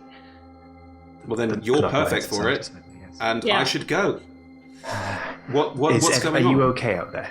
I should fine. Persephone handle this really. This is adorable watching you try and do it. Keep going. Yeah, it's no biggie. I was, having a drink, realised everyone who I was here with had left, and there's an obvious vampire out there. We're not going to talk about that. What are they doing? Mind your manners. Look at who we're with. I They see. are still out there, right? Oh, you too? Ivy, what's going on? It's cool. Persephone's fine. They know. This is my sister Artemis. She is the other one of the two people. These Artie doesn't people... have that necrotic energy. I mean, your detect magic's gone by now, but you already knew that from earlier, that Artie's the other assassin who escaped the pitch who doesn't really have assassin vibes. She's the good one. Okay, so it's a party. What? Yeah, they're still out there chatting to various people. Like, Did you talk to them? No. Okay, good. I'm a vampire. I'm sorry, but there's a certain amount of what the fuck? I'm not going to go talk to them. I don't know. This is Should I have? Silver. I'm really sorry, Silver. I don't know you. I'm really Oh, sorry. yeah, I'm Silver. really sorry. I don't know you. This is Trix. This is Lord Highmore. And they all, I think, hate the same people. We might have found our first friends. Cool. Looking at Trix. You look like you hit stuff. I mean, how can you tell? I think Trix might be really good at hitting stuff. I mean, yeah, look at you. We're Alright. as broad as we are. It's like you've never seen someone who can hit stuff before. Come on. No, Kind of different of stuff. thought the jacket might hide it, but all right. Ah, Trix is awesome at hitting Cool, stuff. nice. And many other things. Trix is just awesome. cool beans. That's, nice. There's a knock at the door. Silver's pretty good too. Shall I answer this one? Are there I'm any gonna do shadows? Any shadows in this room? She shoves Aspen behind her. I would like to try and make myself surreptitious in the shadows. Roll me a stealth check. That's fine. It's not like it's a room. It has windows. There's light coming in from the street. There's no light in this room. Like it's a bit shadowy. That's also a thing I can do. I might do the same. Just being not obvious. That's a 27. Okay, you sort of unobtrusively lean back, and you do note that Lord Highmore is very good at disappearing into shadows. Interesting. Can I do the same? Of course you can. Thank you. Oh, I have advantage on stealth. You do. Ha ha. 23. Your sister rolls at 21, and you two just... Hello. Did anyone else go and hide? Was it just those three? Cool. Down, Trix, you open the door, and one of the valets is out there and just looks in and goes, "Excuse me, I'm looking for Lord Highmore." Why? It is Callister. Stepping out of the shadows. It's fine. My lord, the evening jacket's looking more and more like the thing we should be wearing for this evening's entertainment. Are you certain of this information? Well, I just thought you might want it in this room. It is a bit drafty. I'm sorry. No, the evening jacket is not required in this room, but thank you. Understood. Damn it, we need more code. Keep an eye on the candelabra and let me know if things get a bit too hot. Of course, absolutely, my lord. Sorry to have disturbed you, and steps back out and closes the door. On the candelabra. That sounded like a completely normal conversation. I mean, it sounded like a variety of... Yeah, anyway. This, like, sleepovers and things are all really fun. Friends, woo. But what are we going to do? I don't think we can really crash party and kill your sibling right now. I don't think that's the best plan. I advise against doing it in front of the great and good of Baldur's Gate Society. They said they were up to something this evening, so we should find out what they're up to. We should, if possible, disrupt it, because they didn't want us to disrupt it, therefore we should disrupt it. And it's probably evil. Correct. And then... Am I the only person who thinks that if someone knows that you're planning to disrupt their thing, is then going to, like, make sure their thing is, like, better protected and better looked after? They don't know that we're planning to disrupt it. Silver promised not to disrupt it. I would strongly advise that intel and reconnaissance might be the way forward. I saw you speaking to the little lord before, and I have to say, I don't think Alistair's being played by your sibling. I think, from what I have understood, that they have their fingers in a lot of greasy little pies. He seems like one of those people who likes to feel important. Mm-hmm. Maybe best to observe, see who people meet with, get an idea of this whole situation before we blow things up, so to speak. Or, just as a counterpoint, we could observe it while we're blowing it up. That is a course of action that you may wish to consider. I can only give my benefit of the many years of doing this kind of covert, shadowy thing. I don't know if you, this is looking at Persephone, would agree with that assessment. I mean, no disrespect, Trix. I love the enthusiasm. I can't think of anything more likely to get us all killed instantly than trying to go in all swords flashing right now. Well, if an emergency does occur, remember I do have a lot of bats available at a moment's notice. A lot of bats. So it's an option. Also, yes, sorry, my name is Persephone. I mysteriously told you that my name wasn't Ivy and then left it. Hi. That's okay, some people call me Raven as well. Cool, So. that's really interesting, Silver, that's great. Yeah. Persephone is actually my name, though. Oh yeah. Cool. So it's Raven. Great. If we're gonna do the whole surveillance thing, you know, just if that's the thing we're gonna do, should we actually go and do it? I think that sounds good. Uh-huh. Who's quiet? I'm quiet. You look quiet. I can see things. Not to. We're going to surveil the party. That's the plan. The people who stand out of the party like sore thumbs are going to surveil the party. I think we're going to try and sneak upstairs and find the. Oh, I'll do evil that people. part. Yes. Excellent. Okay. I mean, cool, sure. You're not doing any of it, small child. Oh, you can go fuck yourself. I really wouldn't start that. Don't let the boy. dress fool you. I was forced into this piece of shit. I don't want to wear it. I am very powerful and important. I can see that. However, on this occasion, you are wearing a dress, and you don't have any weapons or armor. Oh, she has weapons. I mean, yeah, I don't think that's going to be a problem. Right, And Auntie, Aspen everyone here Artemis knows. is really close, like doing the whole Hulk out pshaw to make the dress rip a little. Artie, everyone here knows that you are terrifically important and powerful and like I'm hunted. the other one. I mean, I said hunted by the nothing during entire the story. pitch. I'm the other one. I'm the other super cool assassin who escaped. It's not just Persephone. I told them this, but also you have a much better disguise. You look like a completely helpless 16-year-old child, which is a really efficient and brilliant disguise. You're doing it better than me. So it's working. Well done. Trix was fooled, and now Trix realizes that you are also a really great assassin. Right? Yes, you look like an excellent assassin. I would be terrified if you appeared in my room. Roll a deception person check. genuinely turns and mouths. Thank you. The dice are spinning in Aldrin's 20, head at this non-natural. point. Are these people going to get me killed? Artemis looks at you. Yeah, damn straight. All Because right. it was an assassin that you really wanted to be, right? Which is why you stayed in the pitch and became an assassin. Yep. Cool. I'm going to go and do the surveillance of the party, and I'm going to throw out there that you lot probably shouldn't. But I'm going to go and do the job that you lot can't do, and then I'll report back later. Right? Stay Good. away from the vampire. Well, yeah, obviously. Oh, they can read your emotions. Huh. Good thing What else can they do? Yes, I'm trained then. What sort of defenses are we dealing with? Will they have lackeys of any particular note? Before we go any further, what do we need to prepare for? I don't know, you just hit them, and they eventually explode. That's not what you do in reconnaissance! Are they vulnerable to...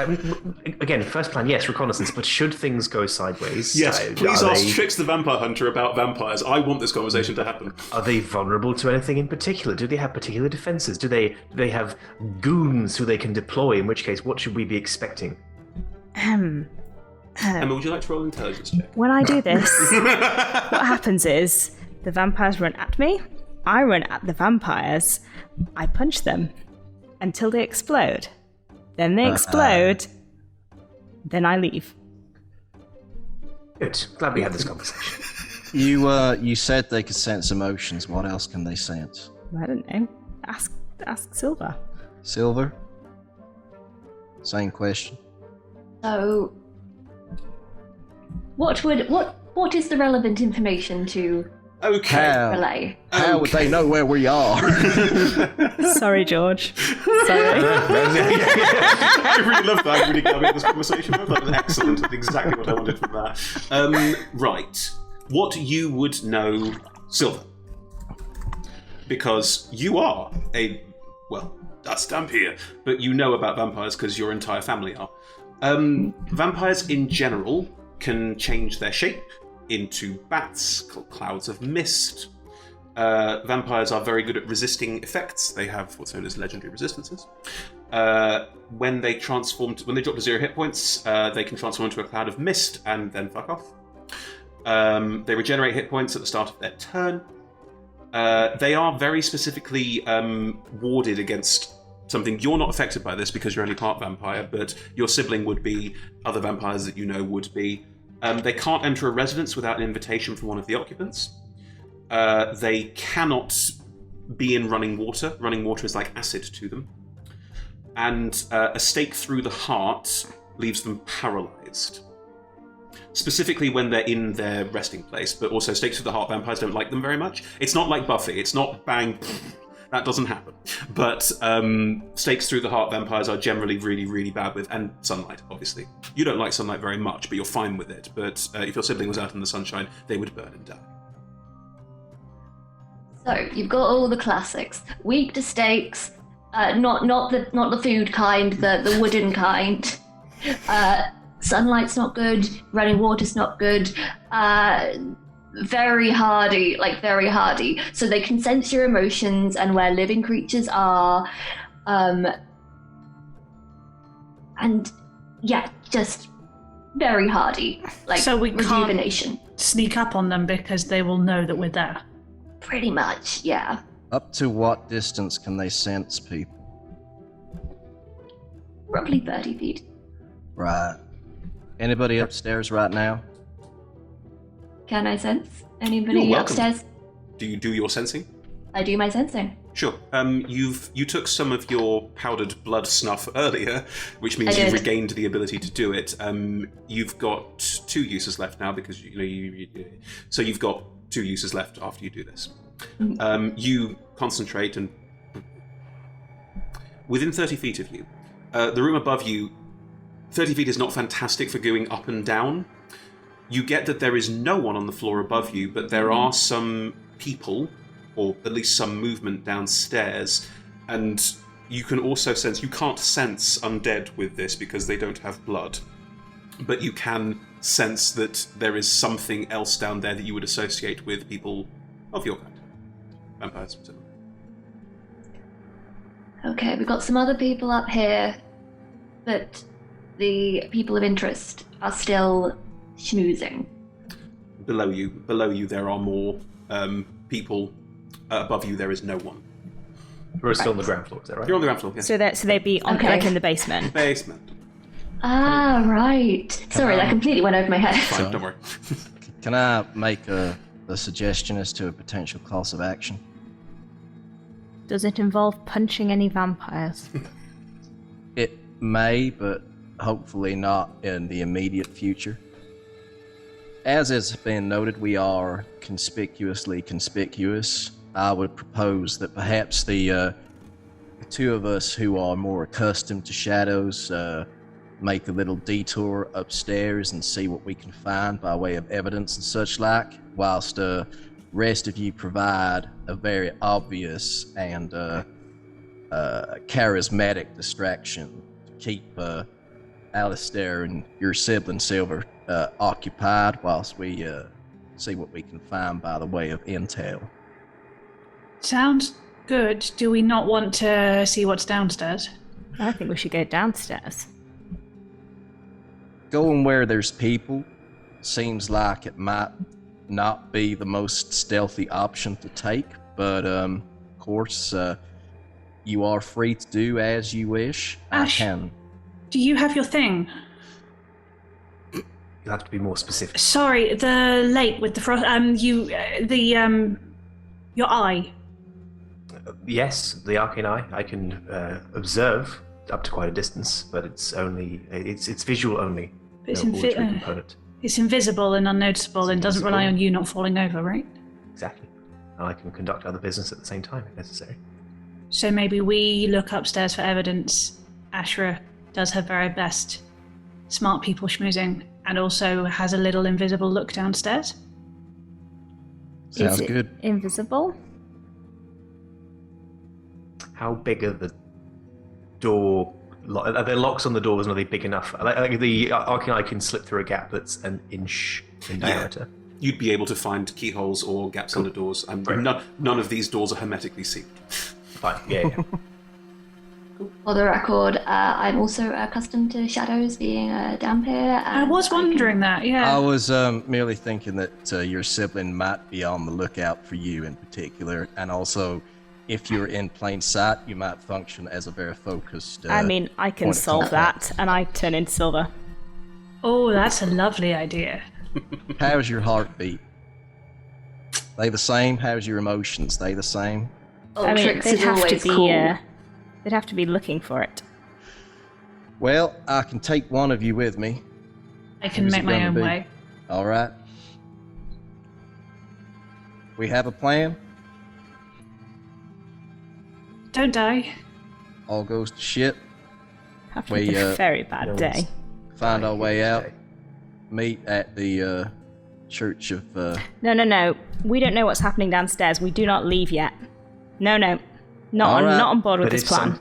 If something does happen and we're forced to retreat separately, a regroup point is a good idea. I prefer neutral ground to your church All right. bar. Sure. Yeah, blushing Copper Coronet or where? Bar. Great. That's the cocktail place? They do very good cocktails. All right. Sounds good to me. I'd like to be around for the gambling, but hey, we gonna gamble with our lives. That's just as fun. Hey! Lovely. All right.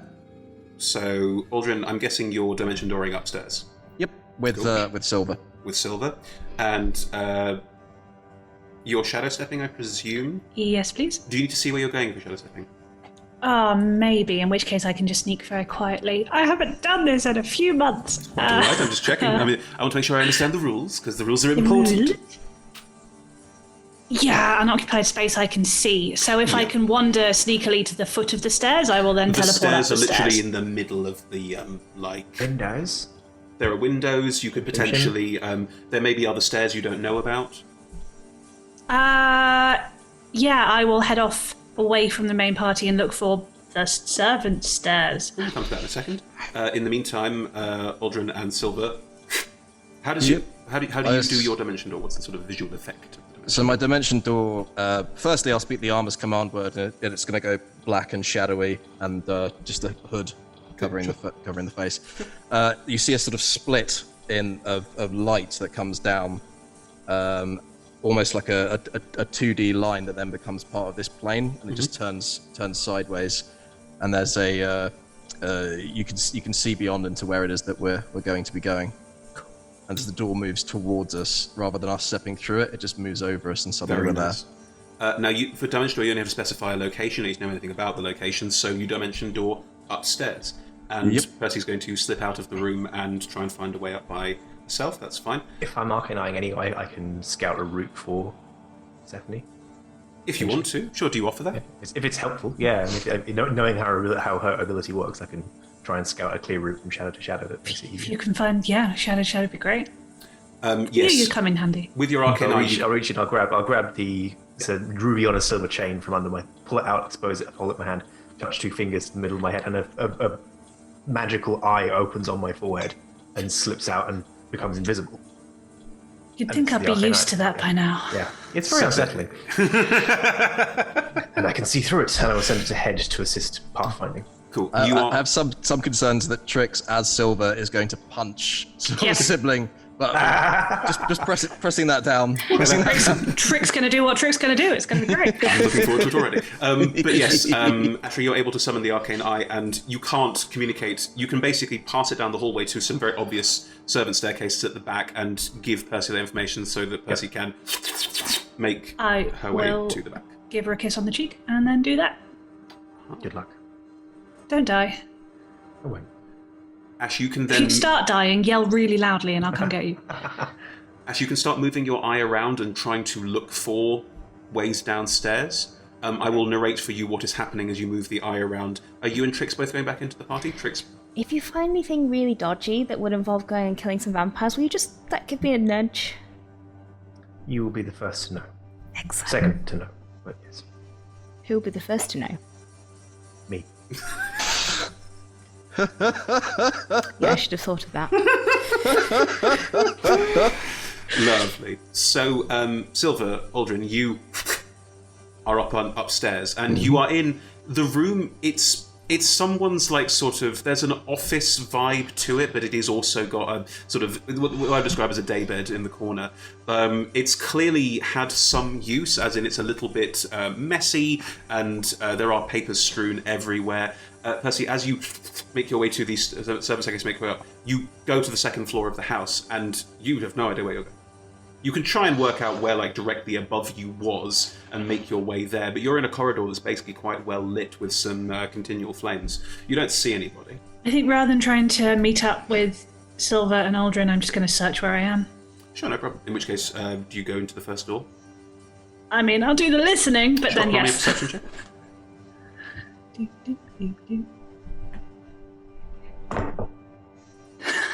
That would be a 5. You listen very carefully at a door, at the first door on your left, and you hear nothing at all. Cool. I will go in, please. Cool. You step inside that room. Come back to that. And as that, Sylvan Aldrin, you're in this room, and around you can see it's a mess. It is relatively well lit in here. It's like people were just here, and you can put 2 and 2 together with that and work out where you are. As we enter, I would like to turn to Aldrin with anime stars in my eyes and just say, "That was so cool. Can you teach me to do that?" Maybe. I'll be happy to try. Okay, cool. Anyway, back to business. Cast Pass Without Trace. Sure. Maybe best if we go undetected with Talmora's blessing. And everything that Aldrin does, Aldrin is going to try and do stealthily.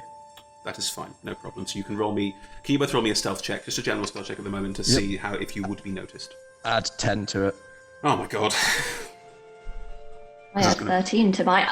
No, add 10 to it plus 30, yeah. Plus your modifier. 43. 32. Hang on. So, Evie, what did you roll? I rolled a 20. Okay, So if it's you a roll a natural 43. 20, you roll a 43. Yeah. 43. I can't do maths. And Aldrin rolled a 33? Yeah, so I rolled a 9 plus 13. That's 32, but yes. So, Oh yeah, it's 32, yeah, sorry. either way, the two of you moving around this space, like, Aldrin, what does your Pass Without Trace look like? What's the vibe? What's the look? It's literally that if you looked out of the corner of your eye, you would see a kind of a shadow. But then when you looked to see it, it wouldn't be there anymore. Lovely. So it's just this kind of the sort of shadow cloak that forms over, and there's a sense of just a smile of a green lady that you can't see, but it's a sense that it's almost behind you if you turn to look. Beautiful. And Silver, as this coats you, Aldrin, you realise that Silver is incredibly sneaky. Like, much like yourself, is very accustomed to moving through shadows. And as you move around this quite well-lit space, you two are passing through it. Your footsteps are very light. You're not disturbing anything as you look through it. You're doing a fantastic job of being not only hidden in what you are doing, but not leaving any trace. Literally passing without a trace. You're welcome. Lovely. As you look around the room, Trix, Ashra, you've been left in the drawing room that you'd stepped into. Shall we return? Yes, time to go and just be Silver in a corner, being yes. nondescript. Yes, of course. See what intel we can gather at the same time, but I think we're mostly just fielding distractions for the others. Yes, being non-obtrusive. As you step out of the room and back into the party is people seem to be having a good time. There's lots of chattering. You two both notice immediately that LaRouche and Alistair are not there. They're not here. They're not here. They're Which not means here. they've gone somewhere else. They might be upstairs or downstairs. Or downstairs. I guess I'm doing the eye at the same time, so Yes, we'll the factor that eye in, is but- passing through the various rooms of the house and looking for a way downstairs, and you don't find one. Interesting. I'm not detecting... I can't locate any obvious way downstairs. It's possible that the downstairs of this manor is Secret? clandestine, secret, yes. Would your child friend have seen them go, maybe? Watched them go? Followed them? We should ask. Artemis is in a corner, trying her best to look like she belongs there, and is doing that very careful. Not trying to. Just looking over. Poise. Just looking over everyone and everything, trying to get a sense of it. Sees you two walking over, gives you a little like trying to fit the part. Good evening, I am Raven Maladata. You sound different. No, I sound exactly the same. Roll performance check. It's a 20 non-natural. I'm so confused. Have you happened to see my sibling exit the party? No, I walked back out and they weren't here. I was waiting to see if I assumed they'd gone off somewhere to, make out or something. I don't know. They Shit. can't have gone far. Yeah, I don't know what I By the way, Asher, as you move around, some of the rooms are occupied, and you're like, I'm just going to leave that room. Yeah, no. Aspen Artemis was with us for a few minutes, right? So it's not like there was a okay. So we can't be sure how far they'd gone in that time. Where This would they complicates put a matters. secret door? We've got secret doors now. Staircases, Yes, parchment on the walls. we are on the down low looking for secret doors, but you must not tell anybody. Cool. Hypothesis, so it can't down. be in this room, else it would be too obvious, and it can't be anywhere where there are people. It must be in an accessible room that they could have got to without much effort, but be concealed in some way. I'm surprised you can't find it with your secret eye thing. Roll me an not- investigation check through the eye. All right. Keeping the theme of relatively mediocre dice rolls. A total of 16, though, which isn't too bad.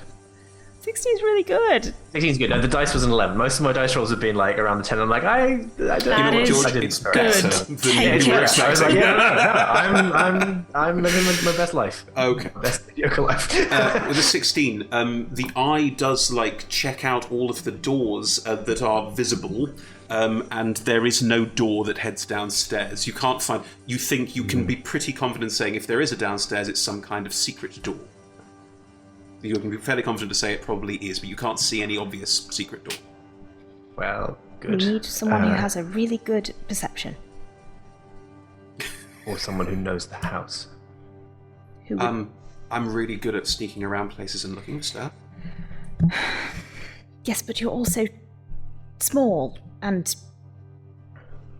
small. She is surprisingly competent. I but am that's the not... same height as you. She's not.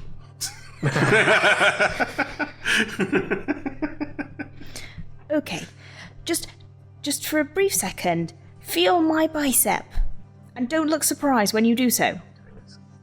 Squeezes your bicep.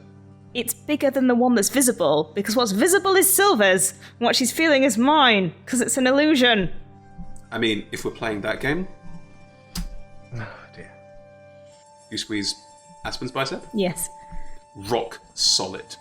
Yes, you're adorable, but also you're a child. Why does this keep happening? I am. Look.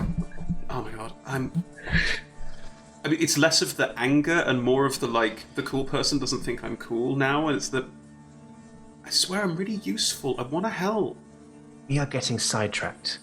Okay, Don't sneak anywhere. I'm sorry. What's that party moment? Did you have something you wanted to Do a, say? do a lap of this floor, go in every publicly accessible area you can, and try and spot anything that looks out either a patch of wall which is slightly off from the others, or some fitting, or a duplicated fitting that shouldn't I be can there, or definitely do something. that. Yeah, sure. whatever you do, don't go in that room, or that room, because you do not want to see what's happening in there. What's happening? No, you don't. You don't want to see it. But now I want to know. Party Crucial. stuff. Crucial information. If you do find a secret door, come and find me. Don't do anything with it. It's more fun if you find out on your own, I promise. Okay, I'll go and sneak around. I've got it. I've got this. No, it's just fine. Just walk around normally, like a normal person, like a non-suspicious normal person. I'm walking like a normal person. What are you talking about?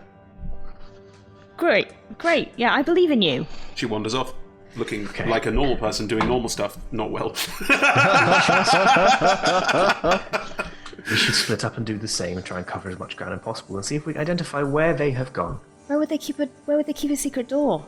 As I said, in a room where there is not much traffic of people, or only staff who have been paid or inculcated to look the other way, and it will be something inconspicuous, I assume. Chris, I'm gonna go and find a staff member to intimidate. And the lady of the house is right there. I'm not going to do that. I'm gonna try and do a sweep with my 3 eyes. Sure. Do you want to go speak to a staff member or the lady of the house who is right there? But she's visible. Yeah. She's in the middle of the room. Well, she's off to one side having a chat with people. Yeah. I want someone who's out of the way. Okay, do you go stalk the hallways for a random footman? Okay, that's happening now. Right, Ashra, roll me an investigation check with advantage as you snoop around. Sweet. That's better. 22. Lovely, thank you. Aspen rolled a 1.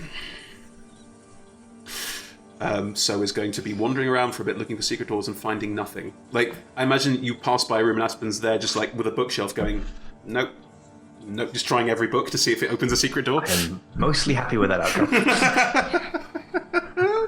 But in the meantime, Ashra, you look, and we will come back to that.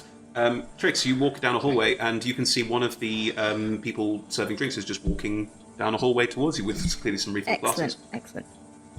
Hello. Oh, hello. I am Silver Raven Meladata. Yeah? Oh, right. Oh, sorry. Do you want a drink? Actually, I will.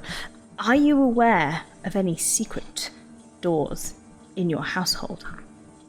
Don't you know about it? Like, your siblings, Yes. your siblings downstairs? Yes, like... you should point me towards my sibling. Yeah, sure, no problem.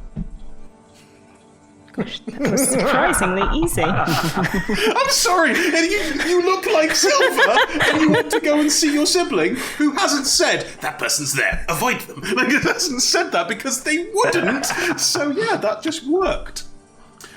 And Asher, you also found it with that roll, so fuck it. Like, Are we gonna bump into each other at the secret door? You will be heading for the secret door as you go there. However, upstairs. Percy, you enter a room. It is a resplendent bedroom. It's beautiful, wonderfully designed, arty, detailed, elaborate. Like, it's the kind of room that you met Alistair. Alistair might live in, but thinking about the people you've met downstairs, it's his mum's room. It's very nice. There's books on the shelves, there's papers on a small little writing desk to one side, and the bedding has been very carefully... The bed's very neatly tidied. I will spend a minute glancing around it for anything interesting, then go carry on looking for Alistair's. Cool. Do you look at the papers on the writing desk? Yeah, of course. Cool. On the writing desk there is a note that has been written, which just says on it, so pleased that Alistair is coming into his own as the scion of House Bormal. He's really showing promise, and at some point he'll be ready to take over from me if the need ever arises. I am looking forward to him taking part in the family business, especially the buying and selling of the property. How much of this do you read? I scan. How long is it?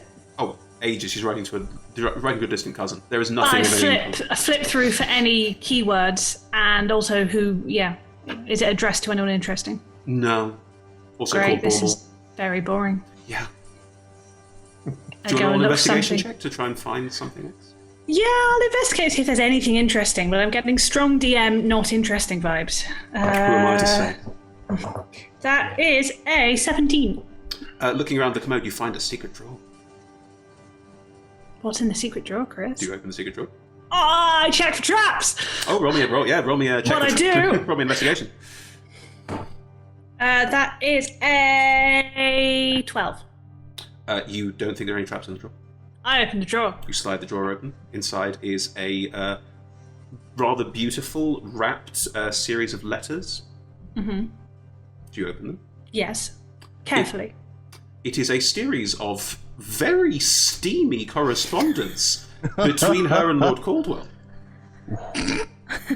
I scan it for anything I can use for blackmail or other interesting. No, it's not blackmailable. It's just like it's very sweet. It's very it gets very, very racy in places, but it is genuinely quite sweet. Oh, plenty. Great. Although not something you could really. I mean, you might get some good, like, poetic, romantic language if you wanted to, but also it veers very quickly into the crude. I mean, that might also be useful for Percy, so she There does you go. have a quick look. Ashra, you're welcome.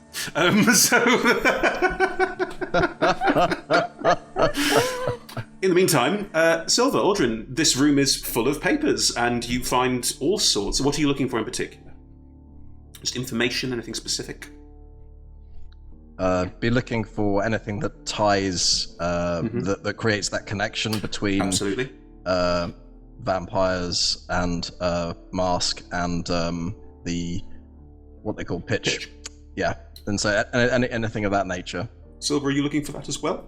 Yeah, I was going to say that I was looking for anything with the pitch just mentioned, and anything that had a member of my family mentioned or extended family. In which case, I think this is an investigation check with advantage. So one of you can roll it. It's up to you. If you want to roll it, Timora's bless and guard you. You feel slightly luckier, as if Add a D4. a D4 even. Yeah. Excellent. Let's see. And then D4. David, future reference, you can't give advantage and guidance because they're both actions, but I will allow it this time because we're talking, but just for next time. Sure, I'm with you. Actually, how long is the It guidance? lasts a minute. Oh, it lasts a minute. Never mind, you can do both. Thank you, George. 33. 23. 23, perfect. As you're looking through the papers, and as you're looking around this space, you both note a piece of paper where Alistair has written down what looks like just a couple of notes. What he has written is the pitch plus Maladata plus mask. Thank you, DM. Wow. And underneath, just a single word written, Gloom. Gloom. And that is where we're going to have to end for tonight. I Mwahaha! thought the word was going to be profit, but I was thinking death. Chat will point out that both guidance and cast Pass Without Trace are concentration Oh, spells. fuck it! I mean,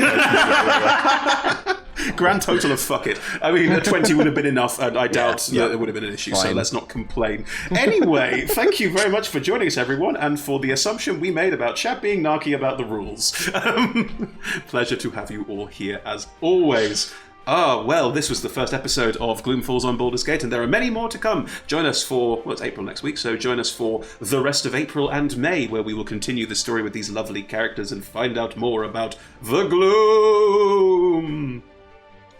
Wow. No, okay.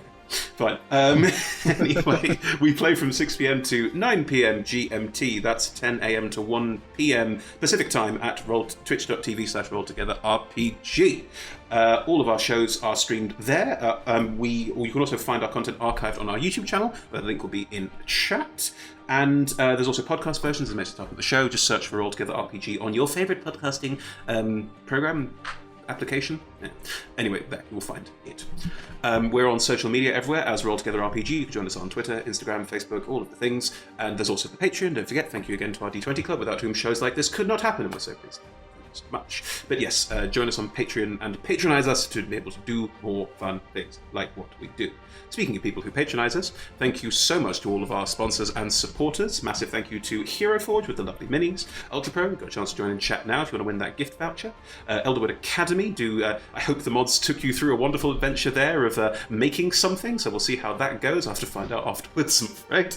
A massive thank you to our supporters, D&D Beyond, Isle of Champions of Forgotten Realms, Warriors of Waterdeep, and Level Up Dice. I think that's basically it from all of us. Anything anyone would like to add? No? Good? is it next week yet? Is it next week yet? Bye, everyone. Yeah.